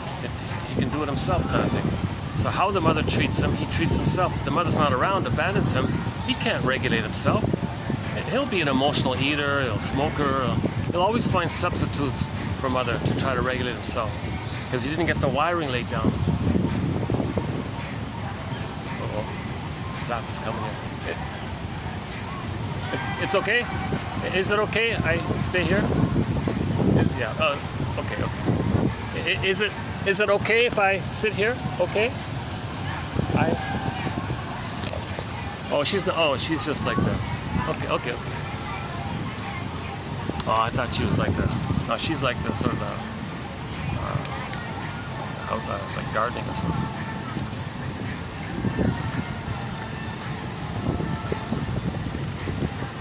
Okay. The development of a false self through a failure of empathic and attuned mirroring, no longer able to feel authentic joy. Yeah, I don't use Leonard Shengold's phrase for this. If the mother robs the child's ability to feel joy, what do you call that? What do we call that? If the person can never feel joy anymore, what do we call that? Yes, he goes to life and all that, gets some pain relief or gets some narcissistic glee that he can recreate the trauma bond with others, because embedded in the trauma bond there is some once upon a time feeling of a blissful oneness with the mother. And if he acts like the mother, then he recreates the oneness of the mother if he is the mother. So when he treats others the way his mother treated him, he's still replaying that experience that once upon a time he was one with the mother. Embedded in that oneness is a blissful feeling, but we don't remember it. So when he recreates that trauma bond with others, he gets a little bit of a quote-unquote pleasure, but it's at somebody's expense, because the mother got pleasure when she hurt the baby.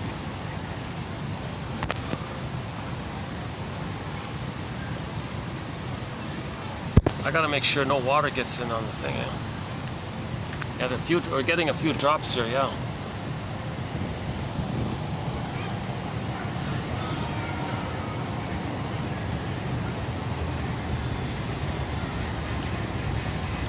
Okay. Transference is the psychological process by which the client unconsciously transforms new situations into old, familiar, predictable family ones, right? So you're not seeing the present for what it is. You just instantly see it as the past and continuation of the past. Like one guy was arguing with people all the time. It turned out he saw everybody as his brother he was still arguing with. He didn't know it. Transference. Okay, this issue, if the person isn't loved by the mother. Now I don't quite understand this area. We don't have a quote in this area. But if affection and tenderness and love was missing, there's a sexualization mechanism clicks in. So now that's a defense against the inability to feel trust and tenderness and love and affection like that, right? So that's called a sexualization defense. And one person called it, at the same time, it's an attempt at mourning. What is it? It's an attempt at mourning. It's an attempt at mourning. So you're trying to know that tenderness and affection was missing. So things are so relationships are quote-unquote sexualized. But there isn't affection in there. That's a defense against the pain of the loss of tenderness and affection and warmth. So when you repeat something, you're trying to get your story.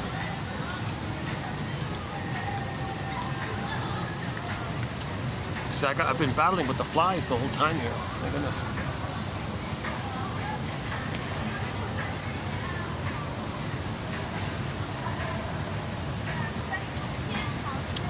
I know my mistake. I know what I did wrong. Usually when I come out to this area, I go to the mall, cool off for a while, like a good hour, half an hour, and then I come out to the park and I'm more or less okay. I skipped that. I thought I could just take a towel and just push through because I was kind of late. That's my mistake.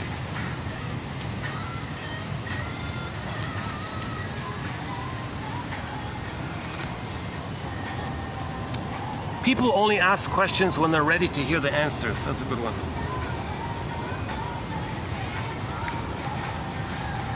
Okay, most psychosomatic symptoms are anger at your mother, basically. Next one. So, Capex and Johnny Sarno and others like that, Franz Alexander. Another one, Henry Kellerman's theory of symptom formation as a, quote, process beginning with a thwarted wish. The baby had a wish and need. It was thwarted. Mother said no. Associated with the rage by it. Baby's going to be enraged. Now this rage is connected with the mother who did that. Now the rage goes to the body inward.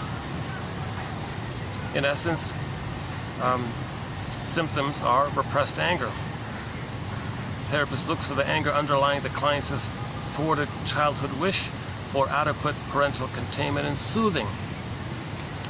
A way to understand, now we may say that this is a way to understand the etiology or the cause of how the client's underlying feelings of anger and abandonment, quote unquote, locked in her self-defeating behavior and all this. That's just another way of saying what we've been saying earlier by Capex. When the baby's crying and screaming, "Mother, you're not meeting my needs. I'm scared, I'm in pain, I'm terrified here, I'm enraged like this, mother," and mother doesn't get it and all this. So imagine that energy that was originally normal and relational, and you could hear it, it was overt, you could hear it, you could see it even maybe, okay, and it was relational between baby and the mother. Now the mother said no in all this, so the energy has to go somewhere, the feelings have to go somewhere, so it turns in on itself, goes to the body somewhere, goes to some organ. It chooses some kind of organ somewhere. Finally, there'll be a symptom. Okay. Now the symptom, Capex is saying, is a continuation of that cry and scream to the mother. It just went underground, covertly, to the symptom. But now it's concealed, because you don't hear it, and you don't see it as it being relational. It's just the body bears the burden. The body keeps the score. The body remembers. Every body tells the story. Mysteriously between mind and body. So the body's kind of holding it like that. But so that's why it's kind of concealed. But the symptom is revealing that at the same time. Having the symptom is revealing the emotional. Hold on a second. Let me get out my umbrella. I don't want my camera to. Oh, that would really, yeah, that would really make sense if my camera broke today in this video. That's my unconscious saying, look, I told you don't make a video today. I'm gonna wreck your camera.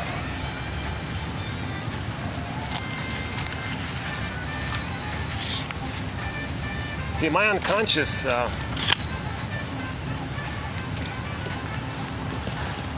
let's try that. At least I don't get the droplets on the phone here.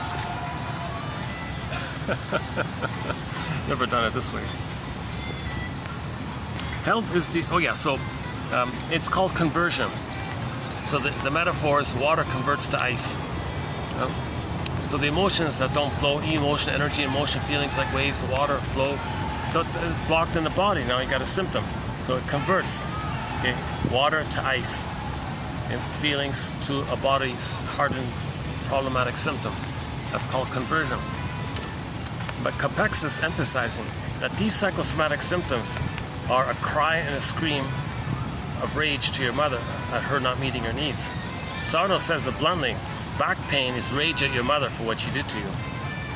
Like, you don't feel, the positive feelings are zooped away, so there's no mourning, or you don't mourn losses. The person didn't mourn not having a proper mother to properly love the person. That's a huge loss to not have a loving mother.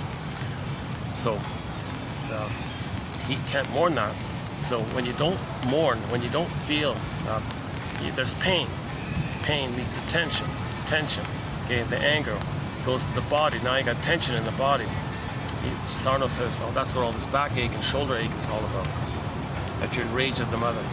So you got to pick up the phone. Mother, tell me the truth. Give me the key here. What happened? Why didn't you tell me about the first 3 years? What happened? What prevented you from being a motherly, from doing your motherly?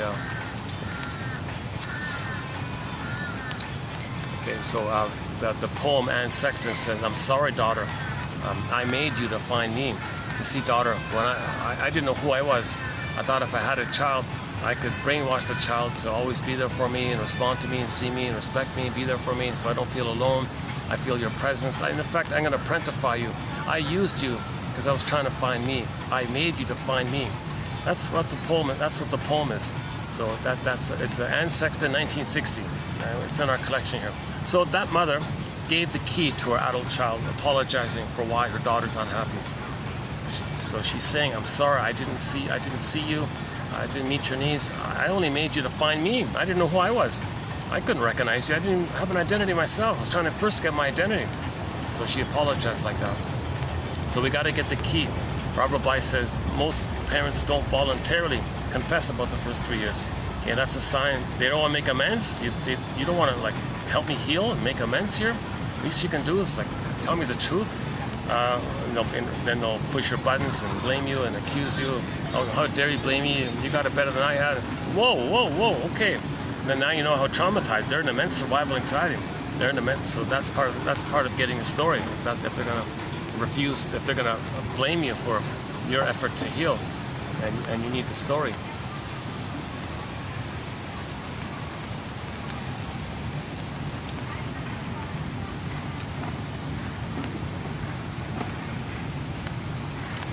Oh yeah, okay, the sexualization phenomenon. So the story was the daughter wasn't loved by the mother, so she's that's the theory.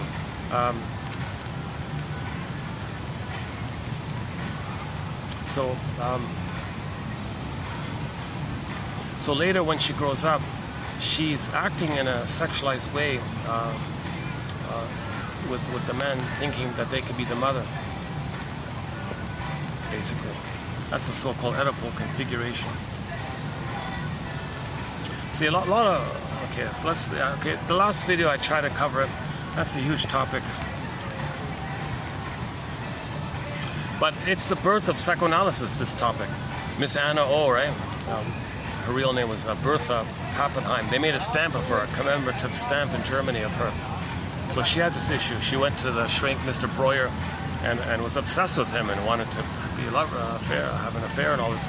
Mr. Breuer was overwhelmed with her demand for this kind of thing. And so he was married and all this. Unethical to indulge in that. So he was overwhelmed by it. He freaked out. He called his buddy Sigmund, hey Sigismund, Sigismund, or whatever his name. Professor Freud, help me out here. I can't help this hysterical woman here. So then it went to her, and then she's just, well, I just want to talk. I want a chimney sweep. I want to talk. And she was talking. Things came up. Free association. Oh, free association. She just talked. No, I don't want hypnosis. Just let me talk. Somebody let me talk here. Can you just listen? I want to talk. Instead of talking, she called it chimney sweeping. She free associated, so they call it free association. And then her symptoms went away. And then she went, and then she was better. And then she opened up the first.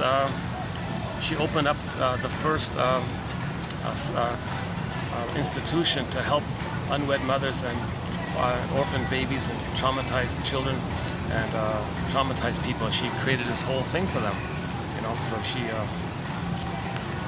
So she's the first client of psychoanalysis, they said, in its current kind of jargon form.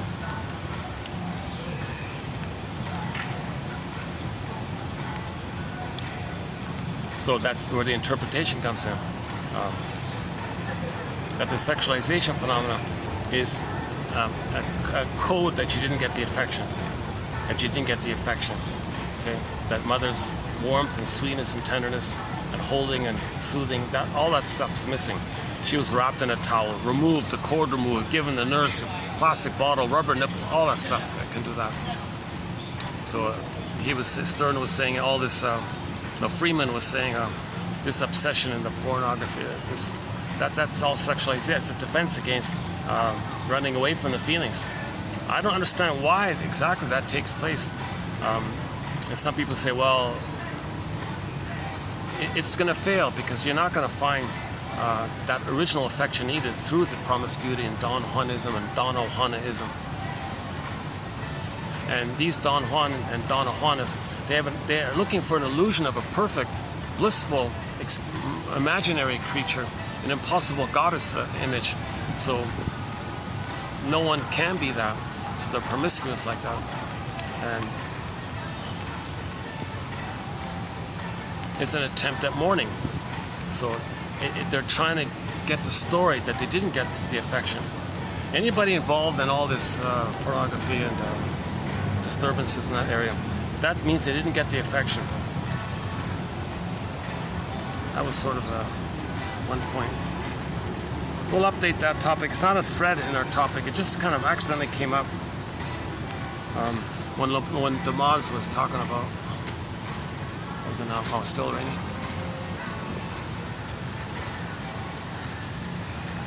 Geez, even with the rain, I'm still getting the flies. My goodness.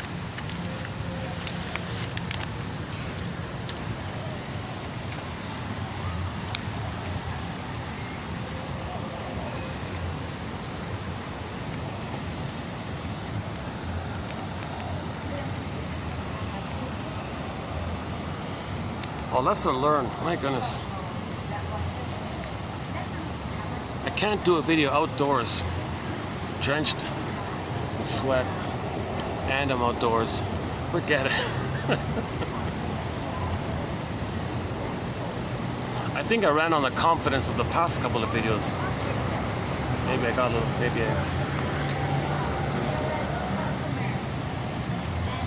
and maybe some of my narcissistic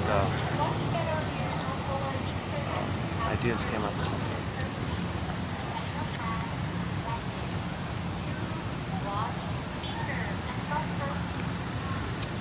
Jesus, I'm still drenched in sweat. Look at that, even it's raining here.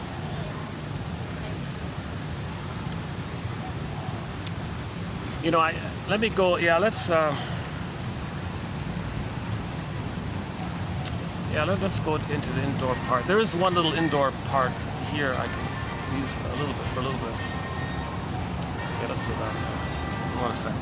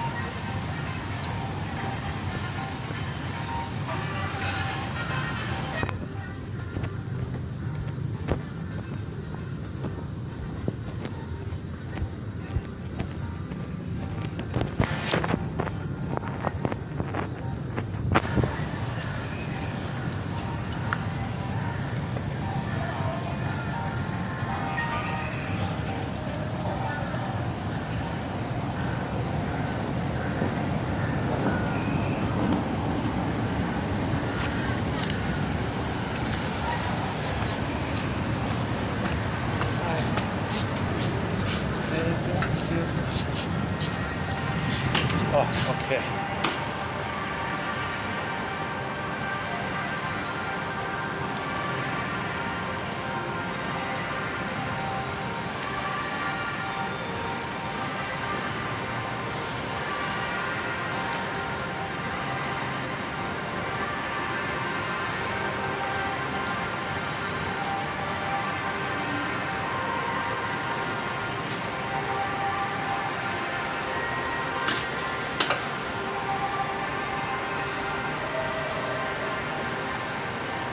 I might have just a few minutes here.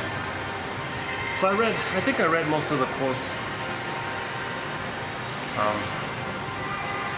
Yeah, the next video is going to be a good one.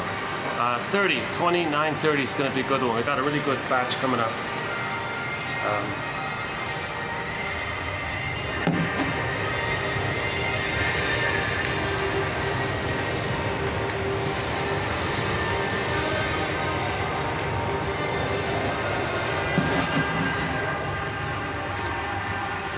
Okay, a little bit about blind spots.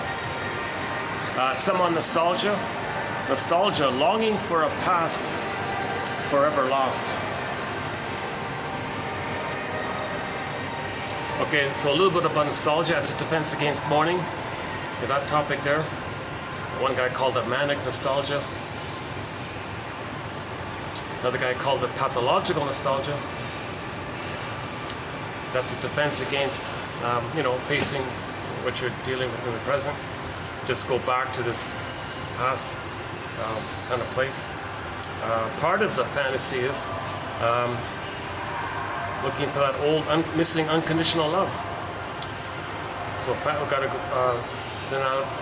so the fantasy of the Garden of Eden, the pre-Lapsarian merger, the attunement. The importance, what about free association? Okay, one about NTR, why people don't get better. Like why are people afraid to heal and get better? That's called NTR. Okay, so this infantile megalomania component when people use substances like cookies and food and ice cream or cigarettes, etc.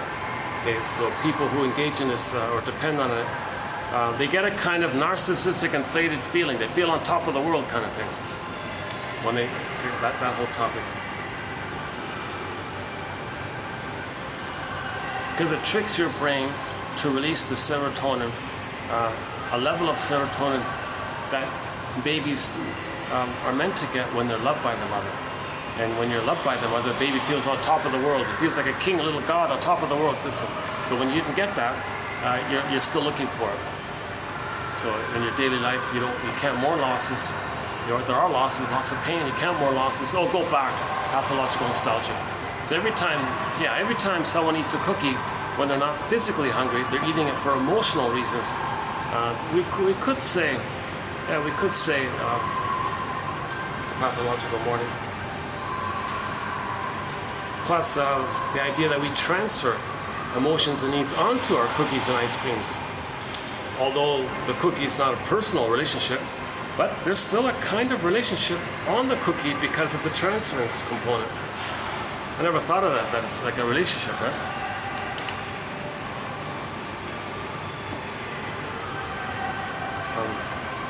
Okay, another one about the sexual area. From a psychoanalytic point of view, all perversions are sexual substitutes.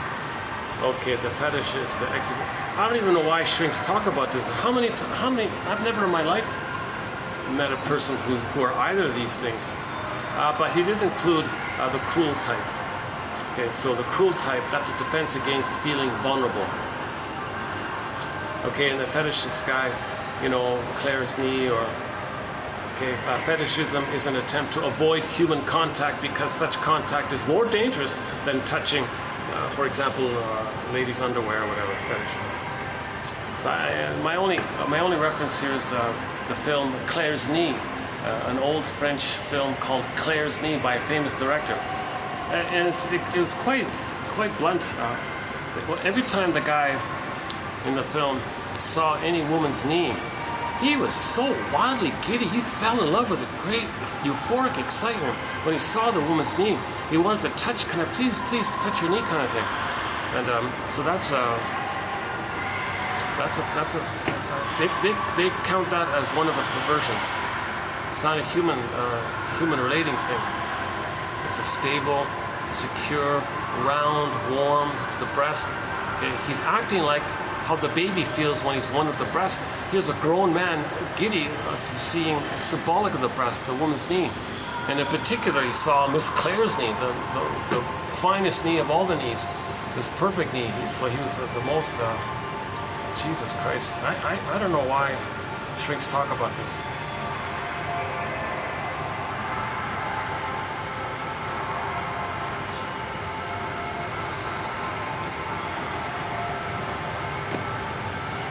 But it's code. These things, these aberrations, they're code. They're code that the affection and mother's tenderness wasn't there. Okay, in general, defenses are utilized to protect the client against anxiety, but they are not strong enough to bind the anxiety. As a result, symptoms such as, OCD, go on. A symptom is a compromised formation expressing in disguised form a person's unmet needs and feelings. Again, your symptoms, your psychosomatic symptoms express your unmet needs and feelings. Okay, so the guy with the back pain, his need was for mother's comfort. His feeling was rage at the mother. Okay, so we'll spend more time on that tomorrow. And let's do this. Okay, hold on a second.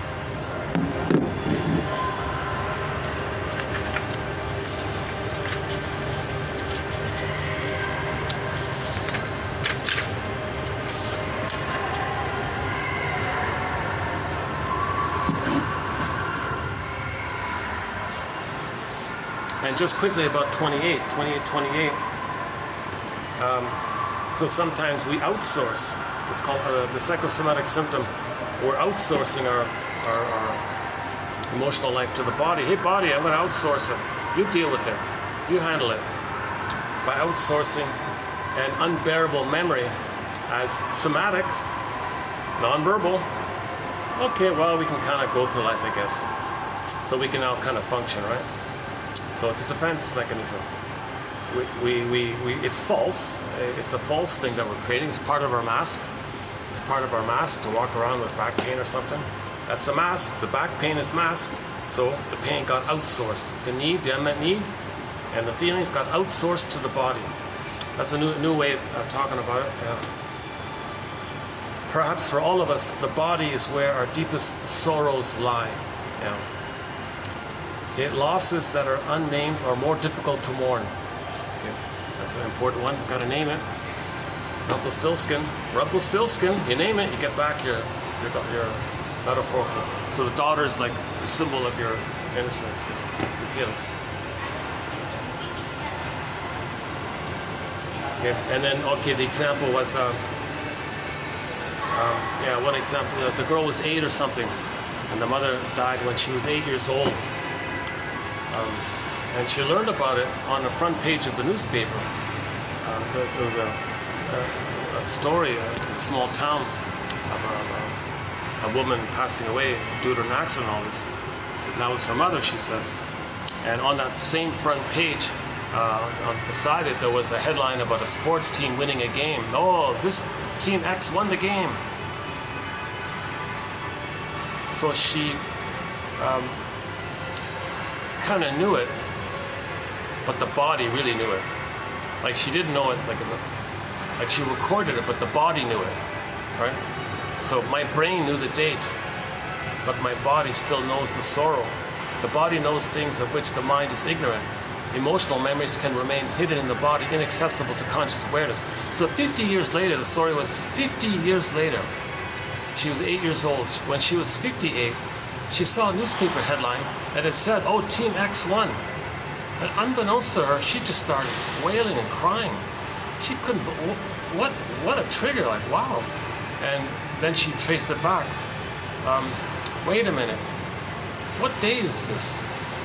And it was the same date the mother died. And then when the mother died, that's what she saw, Team X won. 50 years later, on that same date, she happened to see that, so it triggered her.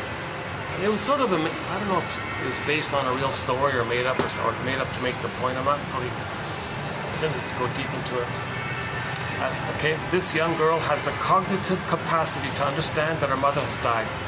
Okay, however, the powerful fantasy that the loved one is still alive offers psychological protection from the unbearable pain and the finality of her loss.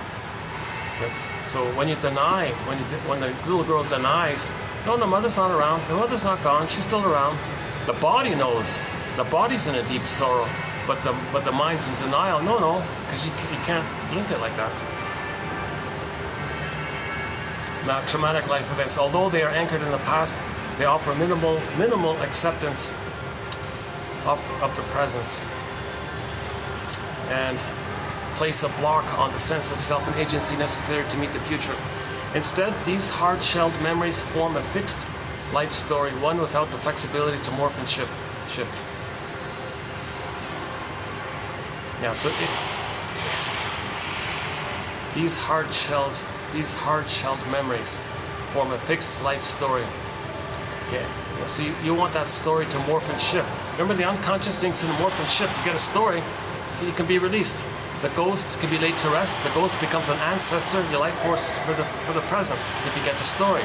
Hans Lowell says that, yeah, you capture the time, you capture the event, give it a time and a place, identify the time and the place, and that's like laying the ghost to rest. Then you're not haunted like that, so your life force can be free for the present. A new way of seeing, we need a new way of seeing what has happened in our life. The story can then shift from one that may only say, oh yeah, that was horrific, nothing more to say about it. I don't want to, the Fawns, I don't want to talk about it, to a richer, more nuanced narrative. The brain is altered through the process of re-examining the painful remembered narratives in the present, which allows us to see how they continue to influence our current lives and relationships in self-defeating ways. Yeah. So the brain is altered through the process of this self-reflection, all this. Then in the self-reflection, we see how the past is troubling our present. Our reworking of the past allows us to create a future different from when we were constrained by our earlier locked-in narrative. So narrative medicine, for the love of narrative medicine, that's what free association is about. Okay, now you need the caring witness. See, you gotta have somebody in your presence who can handle their feelings. Okay, and he's on your side, kind of thing. Obviously, he has empathy for himself, empathy for you. He knows what you're going through. He says to you, that makes sense, what you're saying. You must have a very good reason for saying this. He knows it. So that means when your feelings come up in the presence of someone who can hold that in himself, that kind of pulls you up, they said. Okay? So he doesn't freak out and squelch you, oh, there now, and pat you on the back, there now, get over it, life is short, and bombard you with a bunch of cliches to clamp it down, get over it kind of thing. Don't be such a, oh, come on, you know. That he's doing that for himself because he can't accept those feelings. He never accepted those feelings in himself. So grief is healed when it's witnessed by a caring, feelingful person. Right?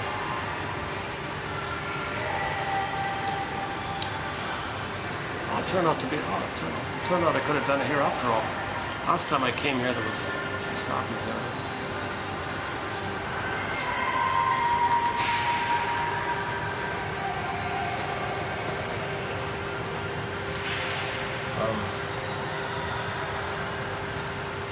Okay, so back to 28.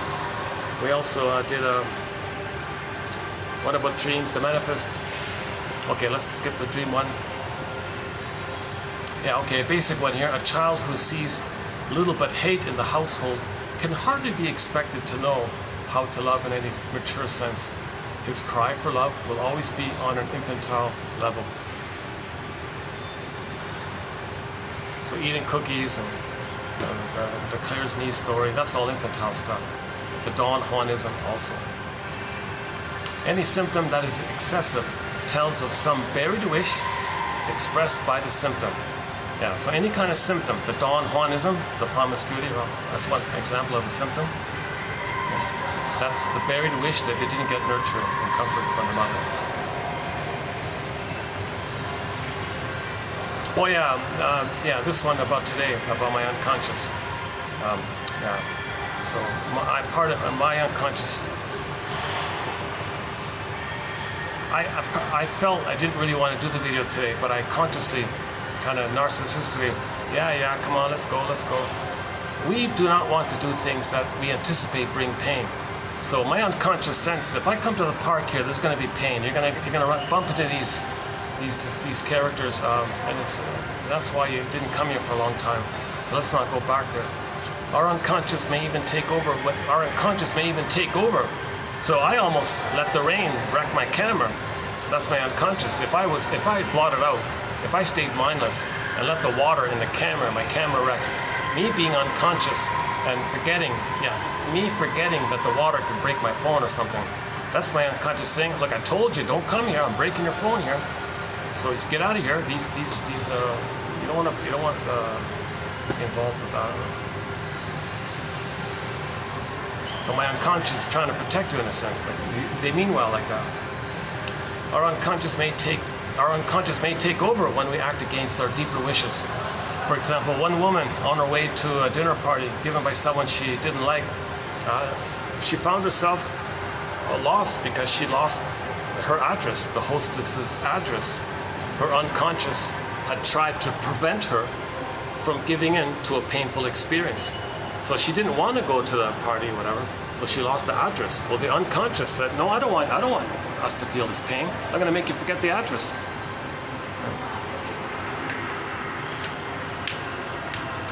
So if my unconscious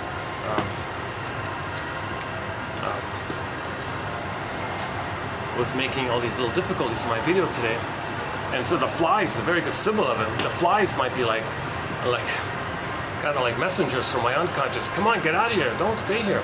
There's some disturbed couple of characters there, and they're staring at you. Jesus Christ.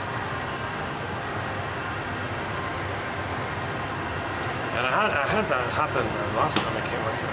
It's such a nice, peaceful park, 99.99% family friendly, fun friendly, kids playing, grandmothers, it's all very nice and friendly. Sometimes there's steel drums and nice music playing, and sometimes the kids are playing with the xylophones and things. Very nice like that, but sure enough, if there's that one or two really disturbed ones, their antennas, they're scanning, okay, who can they, who's alone, let's say, wow, I I'm here alone, right? So, oh, who's alone?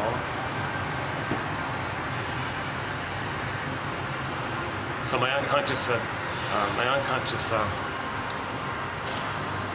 made me forget to cool off, so I'd have problems doing the video. Then I'm sweating. My unconscious knew there'd be flies, so my unconscious knew that it could bring in the flies to help the unconscious to make me leave the parks. My unconscious didn't want me to be in the park today because of the past memories. It's funny how that my unconscious knew that the sweat, so my unconscious made me make decisions that make me extra sweaty. Maybe also thinking the sweat would bring in the flies to help in. My unconscious saying, all right, flies, get this guy out of here. We don't want him here.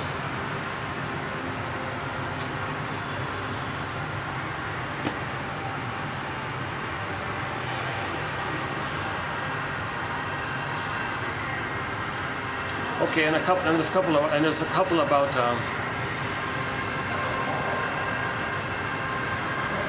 the transference love and being in love and falling in love. That topic, the first couple here. Yeah, the in love state. Yeah, and the more the person seeks these spellbound in love states, these amazing falling in love, that reflects the more pain there was during that early time with the mother. Like the more romantic, quote unquote romantic you are, right? That the more trauma there was in that earlier time. So that topic about transference love and was discussed several times already.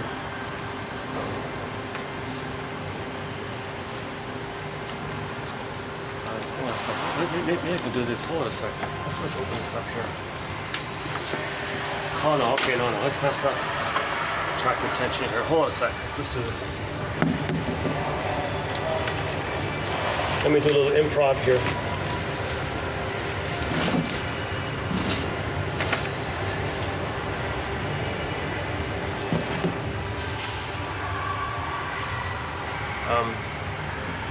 Okay, in 28:21, a good one is divorce is frequently resorted to by those who cannot divorce themselves from their neuroses.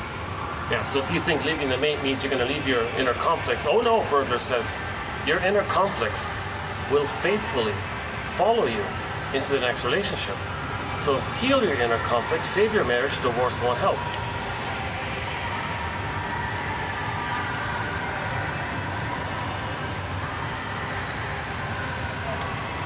In 20, okay, so my favorite batch in the recent string is this one, 20 and 22. If you get one thing out of this video, look up 2822. It was a three-parter. 20. Yeah, it begins with know thyself. Know the child within us, as well as the adult we have become. Self-help exercise. Fill in the blank.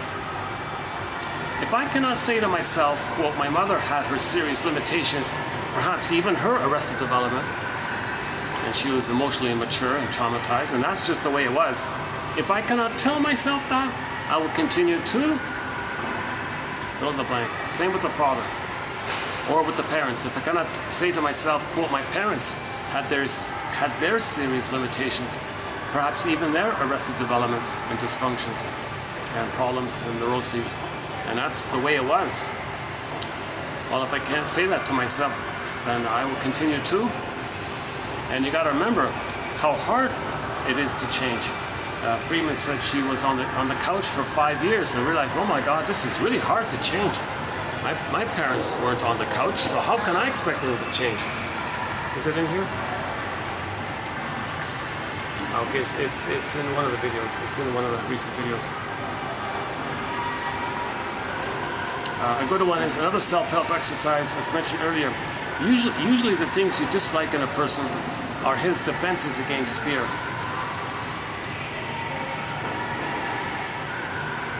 So let's say somebody watched my video here, and gee, I don't like that he's doing a video with all this sweat and flies going on. Oh my God, what's wrong with it? I don't like that.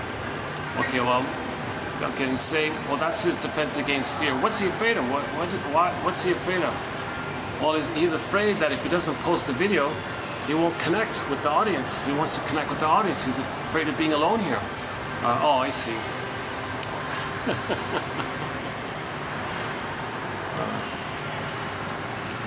The why ones, yeah.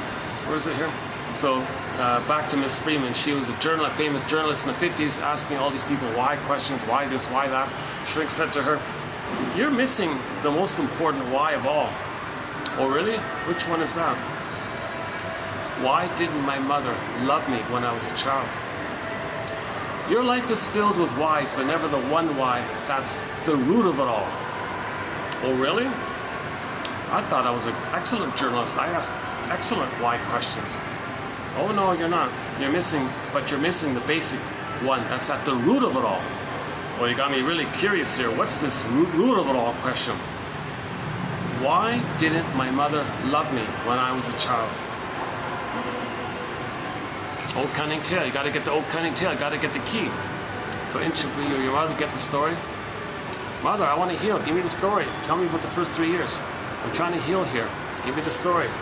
I want to understand. I want to see the two sides of the coin. I want to know that you're traumatized. Tell me the story that you're traumatized.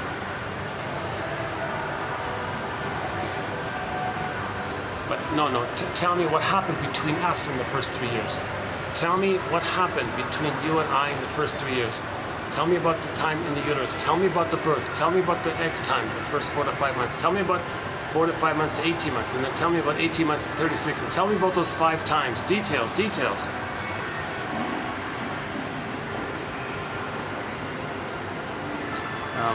The albatross. Anxiety. This is a good one. Anxiety was my unseen albatross.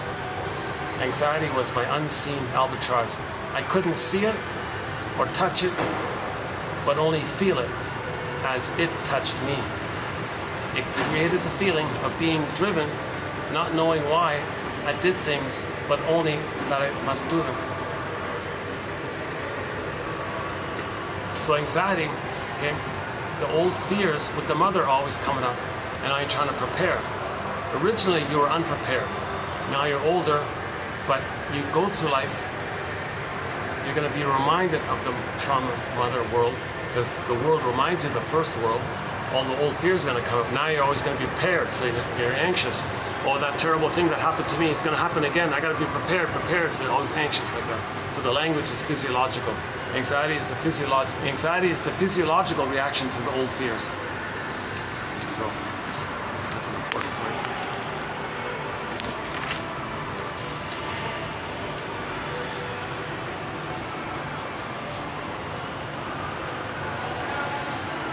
Watch out, okay, the masks one. Yeah, so watch out for masks.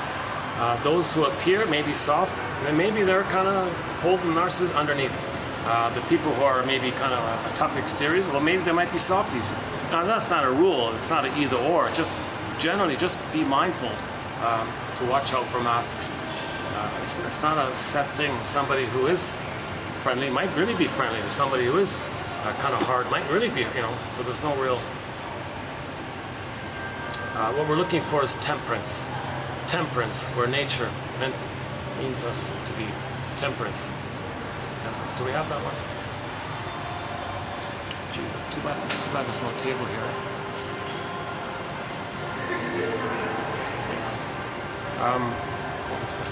Where's that temperance one? Well, okay, here's a good one. Yeah, here's another good one. The hand that rocks the cradle rules the world. Right? Okay, the hand that rocks the cradle rules the world. The hand that rocks the cradle rules the world. Women bring love or hate into this world, into our world. Pretty obvious. The mother meets the baby's needs. He has a psychological birth. He's embodied. Joy wants to counsel. He expresses his uniqueness. He can do the inside out, meaning he has the feminine element, the yin element, the feeling self, the ontological self, the sense of self. He's embodied. His outward doing is normal and loving. He's loving life, and everyone's better off like that. So that mother brought love into the world, basically. If the mother used the child, okay, or as a proxy of her when she was a baby to reenact her trauma, where the mother says to the baby, hey baby, I'm going to imagine you as me when I was a baby, and I'm going to repeat what had happened to me. So baby, you're going to cry for love. Okay, that's you. You're going to see that as you. I'm going to see you doing that as me doing that back then, because I'm still there. And I'm going to play the shaming mother who shamed me. So I'm going to replay, okay, my cry for love. But I'm not going to cry for love. I'm not going to cry for love anymore. Baby, you're going to do my crying for me, and I'm going to say no to you. That's what happened to me. Oh, cunning tale. That kid's going to, now you're bringing hate to the world, because hate, because his joy will be frozen, and hate runs the console. Now, of course, people, now trauma between 18 months and 36 months is sort of a mixed bag like that. But trauma before 18 months is mostly hate, and trauma, and no trauma really, or post, very few people get it to 36 months. Then they're loving, they're bringing love in the world, right?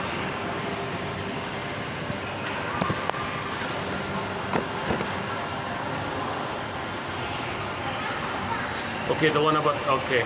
She's got some good ones about transferring the need for a mother onto the first the father. That failed. So husband is standing for father, who stands for mother. This whole topic, that's covered recently.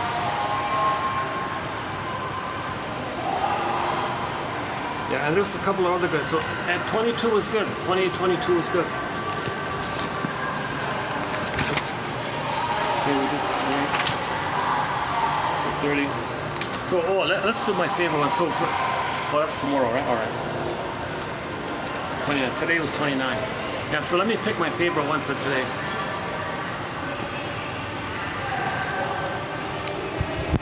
Okay. So actually, my favorite one might be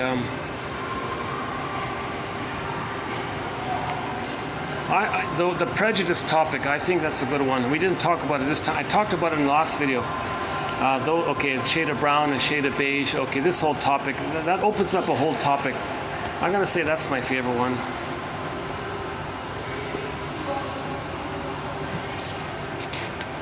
Actually, this one about transference is pretty good. Transference is the psychological process by which the person unconsciously transforms new situations into the old, familiar, predictable ones. Yeah. So you're not even seeing people for there. Okay, in 27. Okay, back to 27. This first one by Lowell was very good in 27. The Reuben Fine one was good. One about fantasies. Every illness has a symbolic meaning in the psyche. Okay, the burglar one about the gambler. Okay, the gambling one is in there. Emotional eating one is in there. The definition of the phrase the it, like the id. Oh yeah, 26 was good too, yeah. Yeah, 26 is also good. Yeah, so the baby needs attunement. He has needs responses, rhythmic, the way the milk flows and the baby suckles, the way the mother holds her baby in her arms, and the way the baby molds into her body. That's the attunement, that's the paradise.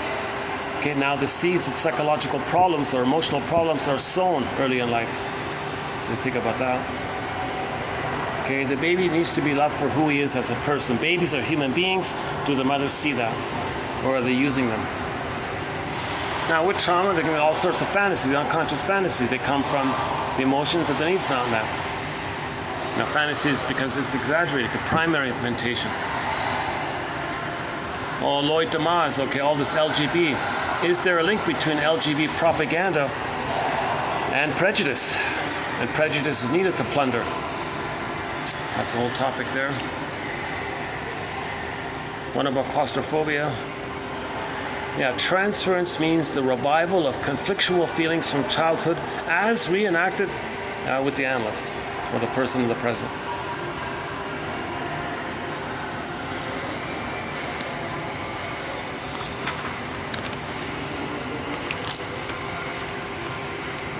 Me, a waif? Yeah, so she looked tough on the outside, but underneath, the shrink called her a waif.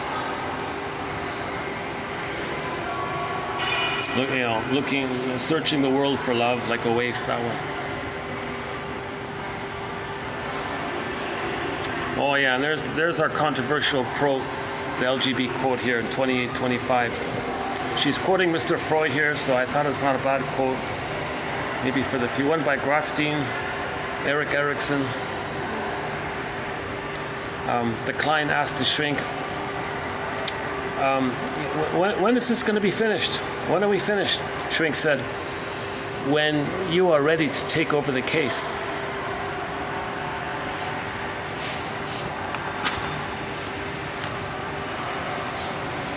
Okay, the joke that the client made a joke that the therapist said, psychoanalysis is hard work. It's not a tea party. The client joked, oh, it's a tea party for me.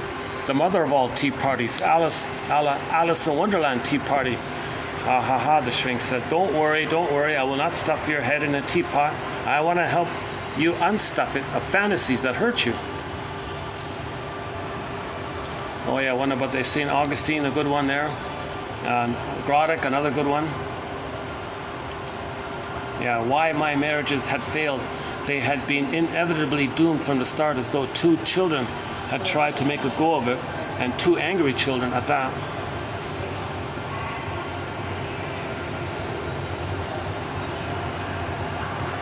Okay, and then this issue of choosing partners that remind them of the parents, this whole area.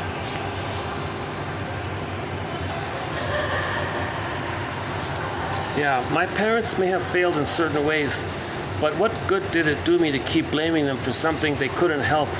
If I possessed an unconscious so powerful it drove me to desperate psychic deeds at times, so did they.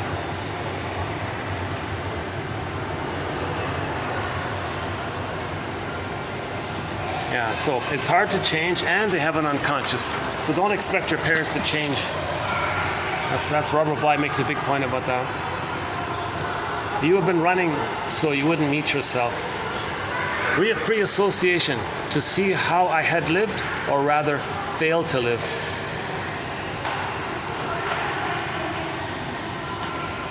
Yeah, therapy is a long, slow process involving guidance by a man or person who knows himself well, and the determined effort by the one who seeks help.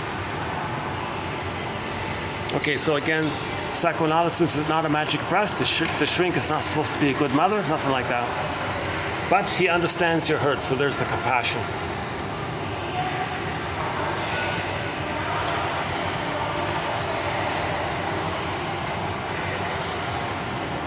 She thought she hurt the boyfriend. Don't worry, he was hurt long before you came along. You just triggered it. You were just the trigger of his old hurt. Okay, back to temperance. We're looking for the third side of the coin, temperance, the golden mean. Nature meant us all to be in the middle. The middle path was actually the hardest path for some of us who are troubled. We dare not trust temperance. You see, the extremist or the fanatic wants the whole works because he feels so emotionally starved. No, it's the third side of the coin. The third side of the coin holds the other 2 sides. Temperance. See the 2 sides. Temperance. Forgive your parents. See them as people, the 2 sides. Okay, so go to YouTube, Bruce Springsteen, Independence Day, Toronto, and the introduction he gives about seeing your parents as people. Hopes and dreams didn't pan out, but you're startled that they're just people, like regular people, and there were still some benefits, even though they didn't provide the love, because they're also traumatized, but still some benefits. Try to get some temperance. The golden mean.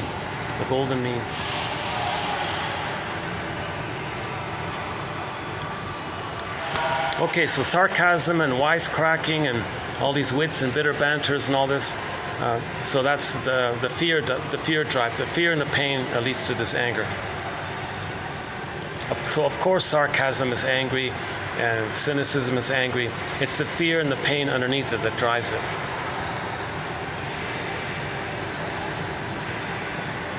Yeah, why won't my parents change? Only as I was able to understand how difficult it was, even after 5 years of analysis, for me to change, could I understand they couldn't change.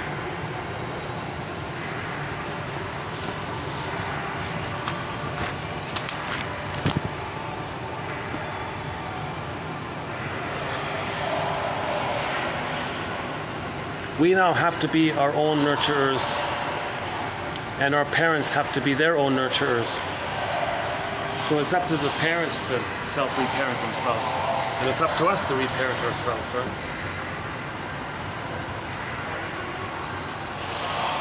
Okay, and there's a few more good ones.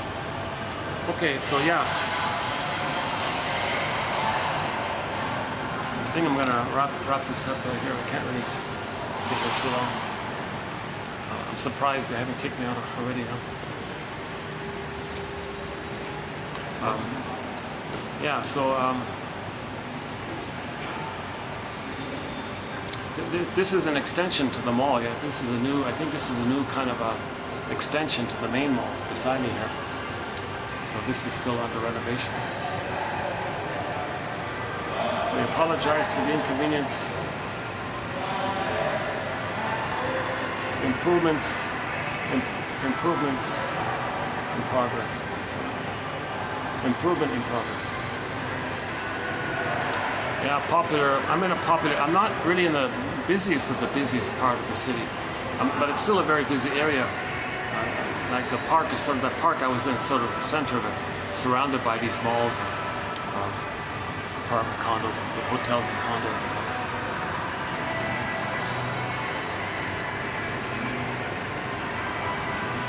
I gotta come to this end once a week to get some basics.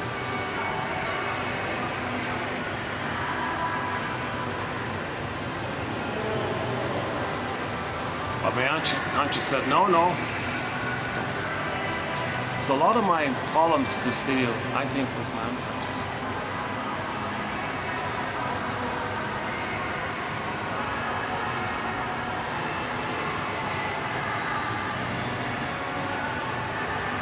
So yeah, I'll still post this video. This is one of the most embarrassing videos I've done with all the flies and all that.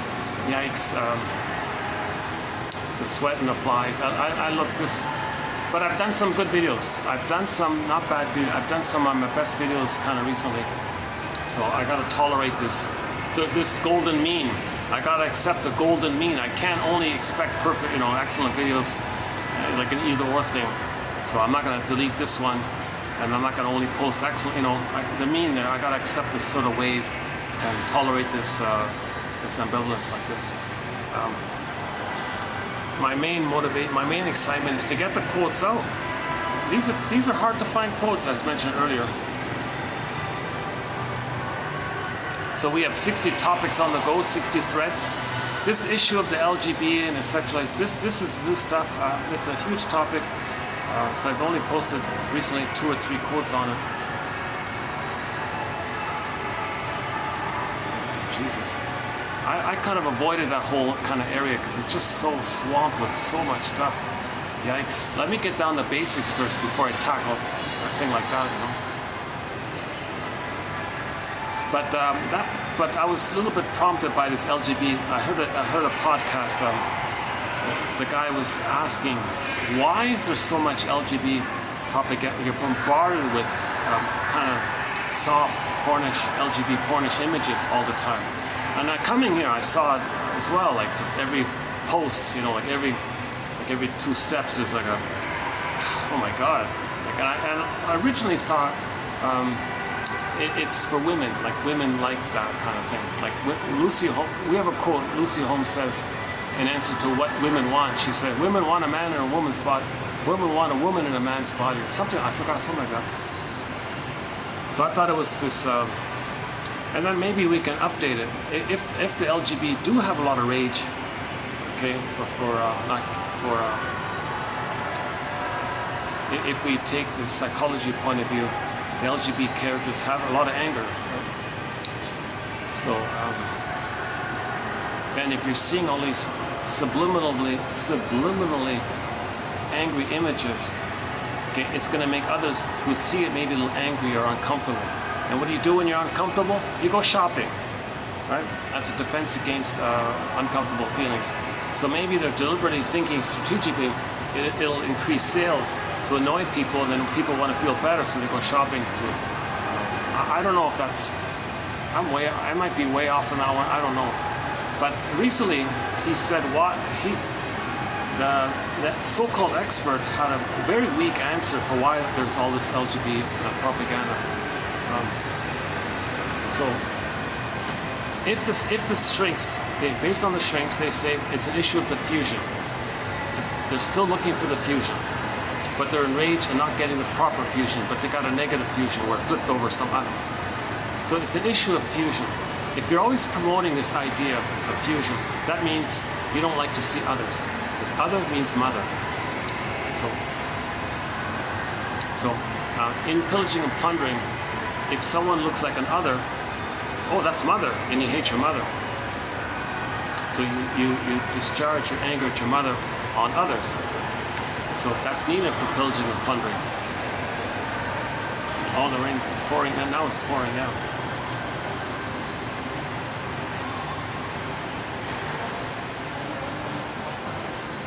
Actually, no, I might be able to go upstairs as well.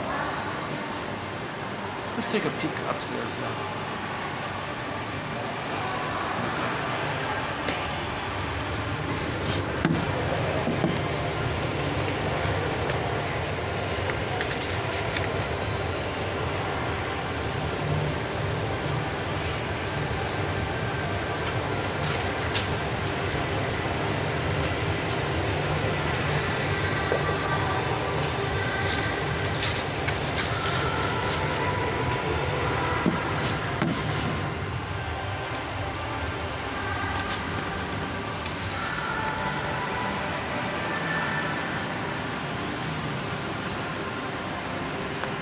Was that? Oh, here.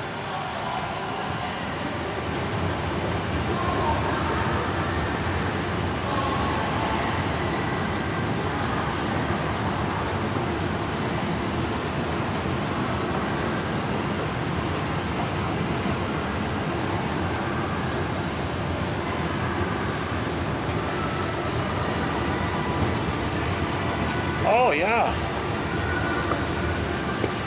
Oh, yeah, okay. Yeah, that's still under construction. More construction. Wow, look at all this construction.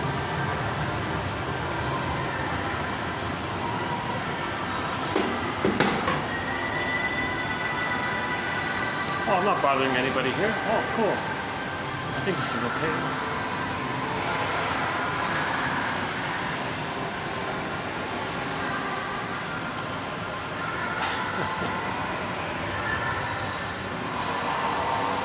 Any final thoughts here? Any final thoughts here?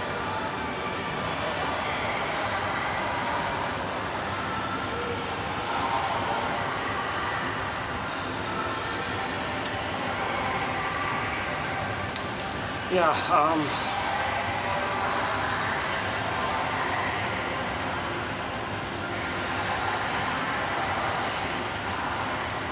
yeah, so we recently completed 5 videos, or 5.5 videos, I think, on the work of Lucy Freeman. Clear writer, excellent material, very generous sharing. She shared her experience with her first shrink in a book called Fight Against Fears. Highly recommend that book. Good book, Fight Against Fears, 1951, Lucy Freeman. Excellent book. Yes, there's a lot of sort of personal diary kind of anecdotes and all that, but she compensates by sharing what the shrink told her. And some of the best points of what the shrink told her we now have in our collection, in our book here. So you can get, you can enjoy the book and all that, or you can get, you can find some of those quotes in 28, 22, 3, and then 4 and 5 and 6, basically. A little bit 7, I think.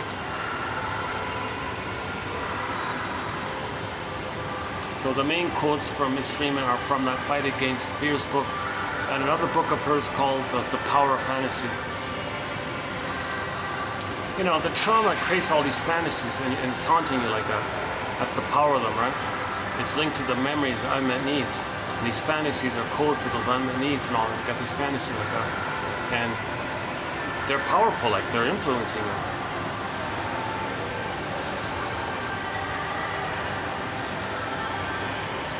So fantasies mean code for unmet needs, feelings, trauma, all the kind of fantasy about yourself, about others, about the world.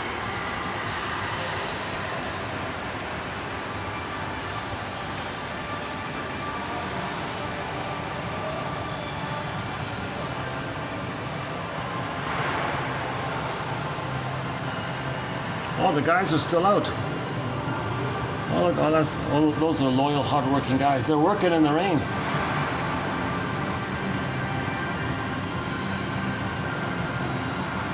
They're unfazed by it. Oh, they got tarp over with the iron beams there, poles.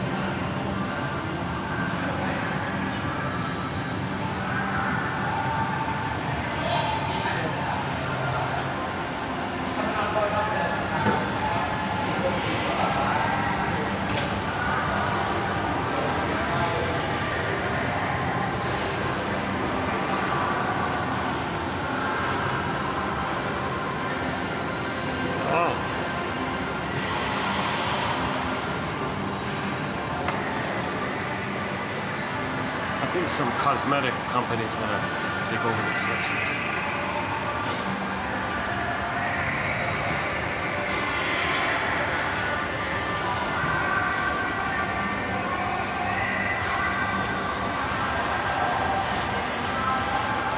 Yeah, see, the women use seduction as power. We have a few quotes in that area. Women who want to allure somehow, right? And they're gonna reject. So, because that's the experience. Babies were allured by the mother, had a promise of the mother, an expectation with the mother. That's the allurement, the enticement, the allurement. Okay? The enticement, the allurement. Then there's a rejection. So they kind of link like that, the allurement and the rejection. So if women are obsessed with cosmetics and things, well, I want to allure and all this, and then they reject the people, right? Or it's imagery of narcissistic. Can they look cool? Can the cosmetics make them look self-sufficient? And I don't need you. I don't need anybody. I got no blemish. I got no issues. Let's hide it all. Or self-sufficient superiority complex. So maybe the cosmetics, in some cases, maybe it's to help a woman think that she's self-sufficient. If she can imitate a catwalk model or something. And the catwalk model has that attitude of this regression. So she's the proxy for others who have that nostalgia. So yeah, so we can say models are nostalgic in a sense, right? Because you have the nostalgia of going back to the blissful time where you were on the throne. So the catwalk model's on the throne, right? So maybe the ladies are trying to appeal to others in that way. Or it's for themselves, or seduction as power. Yeah, oh my goodness, I can't believe it. We don't have a thread on cosmetics. My goodness, I can't believe it. We have nothing. We have no quotes on psychoanalysis of the cosmetics. My goodness. Okay, peer pressure, okay. The fear of showing something vulnerable, because others might shame you for that, because they don't want to feel the vulnerability in themselves. So if they see something that they can pick on, then the person doing that doesn't feel the imperfection in themselves. So others want to protect themselves from that. No, don't point that on me. Don't use me to talk about your shame. So I'll wear lots of makeup so you won't do that.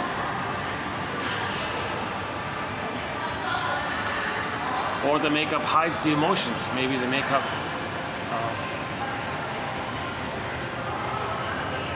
is so that there won't be a counter-transference.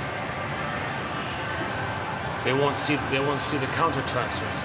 So people won't get into a full édouard, right?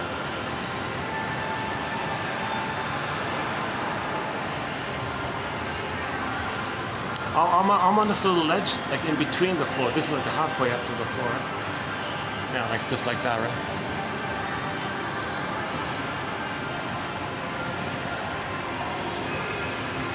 I didn't notice this last time.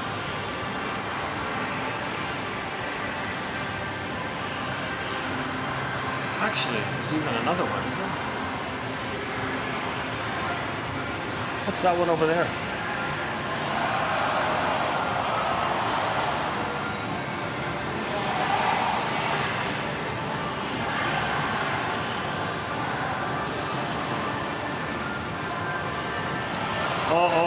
Oh, that's when people go down.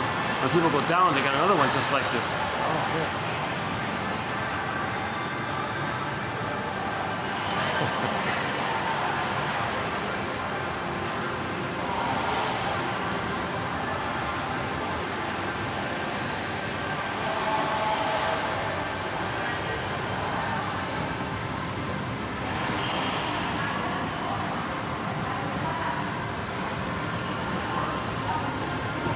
Now there's the Sky Train. I don't know if you can see it, but I have a fantasy that on the Sky Train there's an ad that says, "For the love of narrative medicine, www.buymeacoffee.com/psychoanalysis. Be your own soul doctor. Find your story, heal yourself."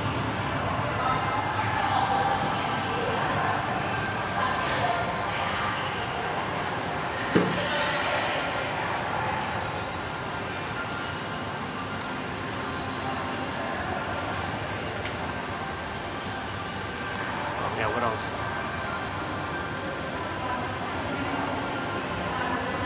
The hand that rocks the cradle rules the world. Women, underappreciated point here. Women bring love into this world or hate into this world. Oh, back to Murray Bowen. Yeah, okay.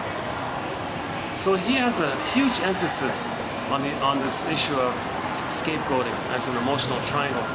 Like if there's too much tension between the parents, they might scapegoat the child, right? Or if two friends, they're both narcissistic, let's say, they'll identify a third to hate. There's prejudice can come from that. So a lot of the short sellers is symbolic. Parents have passed away recently, right? There's a lot of anger there.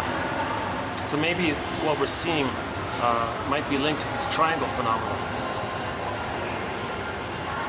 Okay, let's not go there. So Murray Bowen, we did 4 videos on the work of Murray Bowen, so-called family systems theory. So if the parents are fighting too much tension, each of the parents may take it out on the child, displace it on the child. The child feels he's got to hold it for the parents, keep the parents together, please the parents. So he accepts that role of trying to digest, quote unquote, okay, parents, fine, you're angry, take it out on me. If that means you won't fight with each other, and it keeps you two together. So the child is under pressure like it. That's the emotional triangle with the first kid like that, right? So this dynamic, he tries to apply it like everywhere, in all fields of study, including pillaging.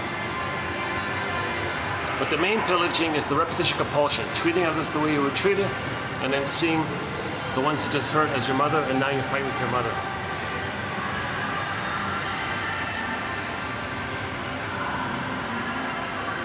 And rationalizations are just excuses and cloaks to hide it all.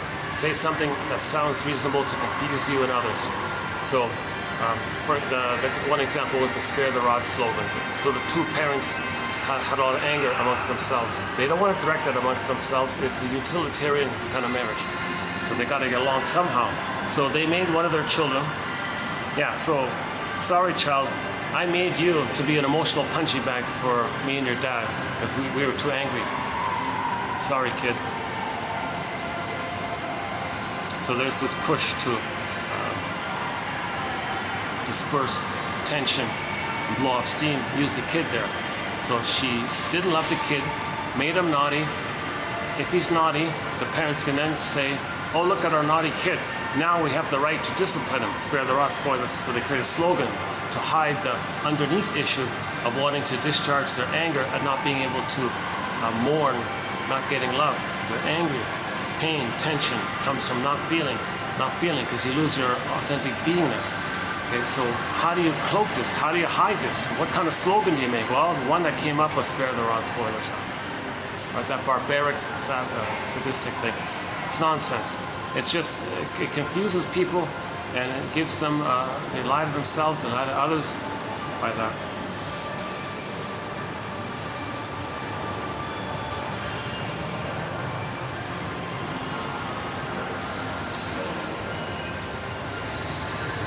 they're still at it, eh? Those guys. Well, look at that, eh?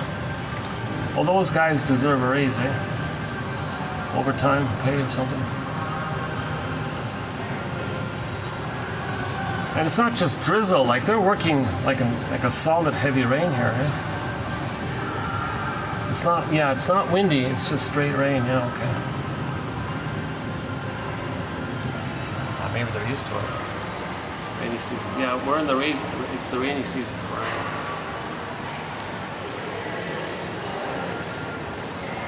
Oh, lightning. You see that?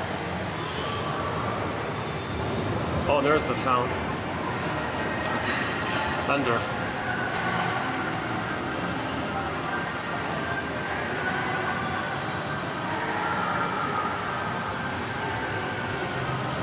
Yeah, so again, the baby in the uterus has infantile megalomania, self-sufficient superiority complex.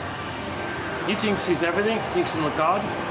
So in life later on, we may regress to that fantasy. So maybe the lady's buying all this cosmetics, I guess, is an attempt to make them look so much so that they receive mother's love with the proper blues and the blushes and the proper reds and the proper. So they do it for themselves. They gave it to themselves. So the image of it is, yeah, I'm self-sufficient. I don't need mother's love. I can buy these cosmetics. Feel important doing so. Take matters in my own hands. And make myself look beautiful, because when babies are loved, they're naturally beautiful. Well, I'm gonna create that somehow. Just to say that I can't mourn. So here's another question: is the whole cosmetics industry? Is there a link between all this cosmetics stuff, okay, beauty industry and all that? Is there a link between that and the inability or complication around mourning? Is there a link between that?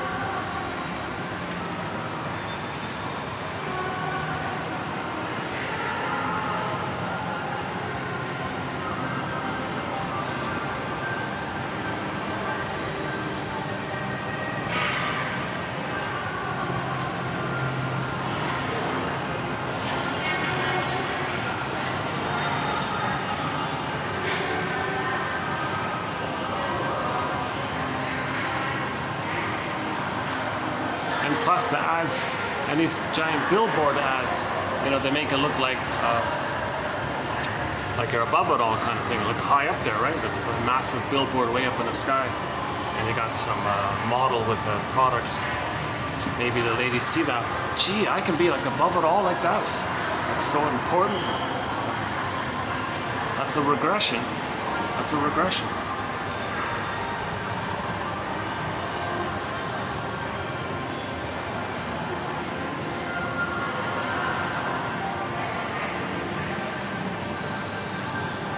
Plus, if there people are covering up blemishes, skin blemishes or something, you know, a lot of the emotions come through the skin, right?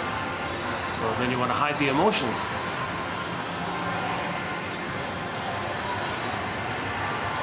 So that's masking. Yeah, so it's kind of a mask, right? Yeah, I'm guessing I got a long way to go if I'm going to address this topic. I got to do some research on it. I've got nothing on this area, really.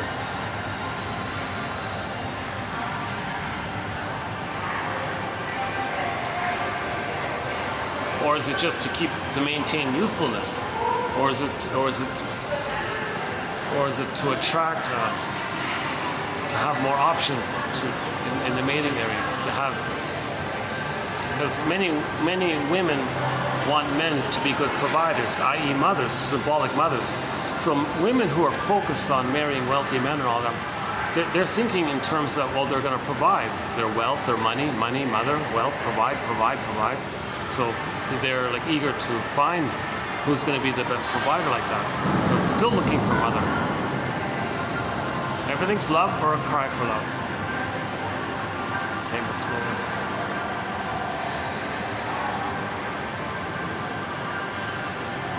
Well, one good thing of today's video is I found this little spot here.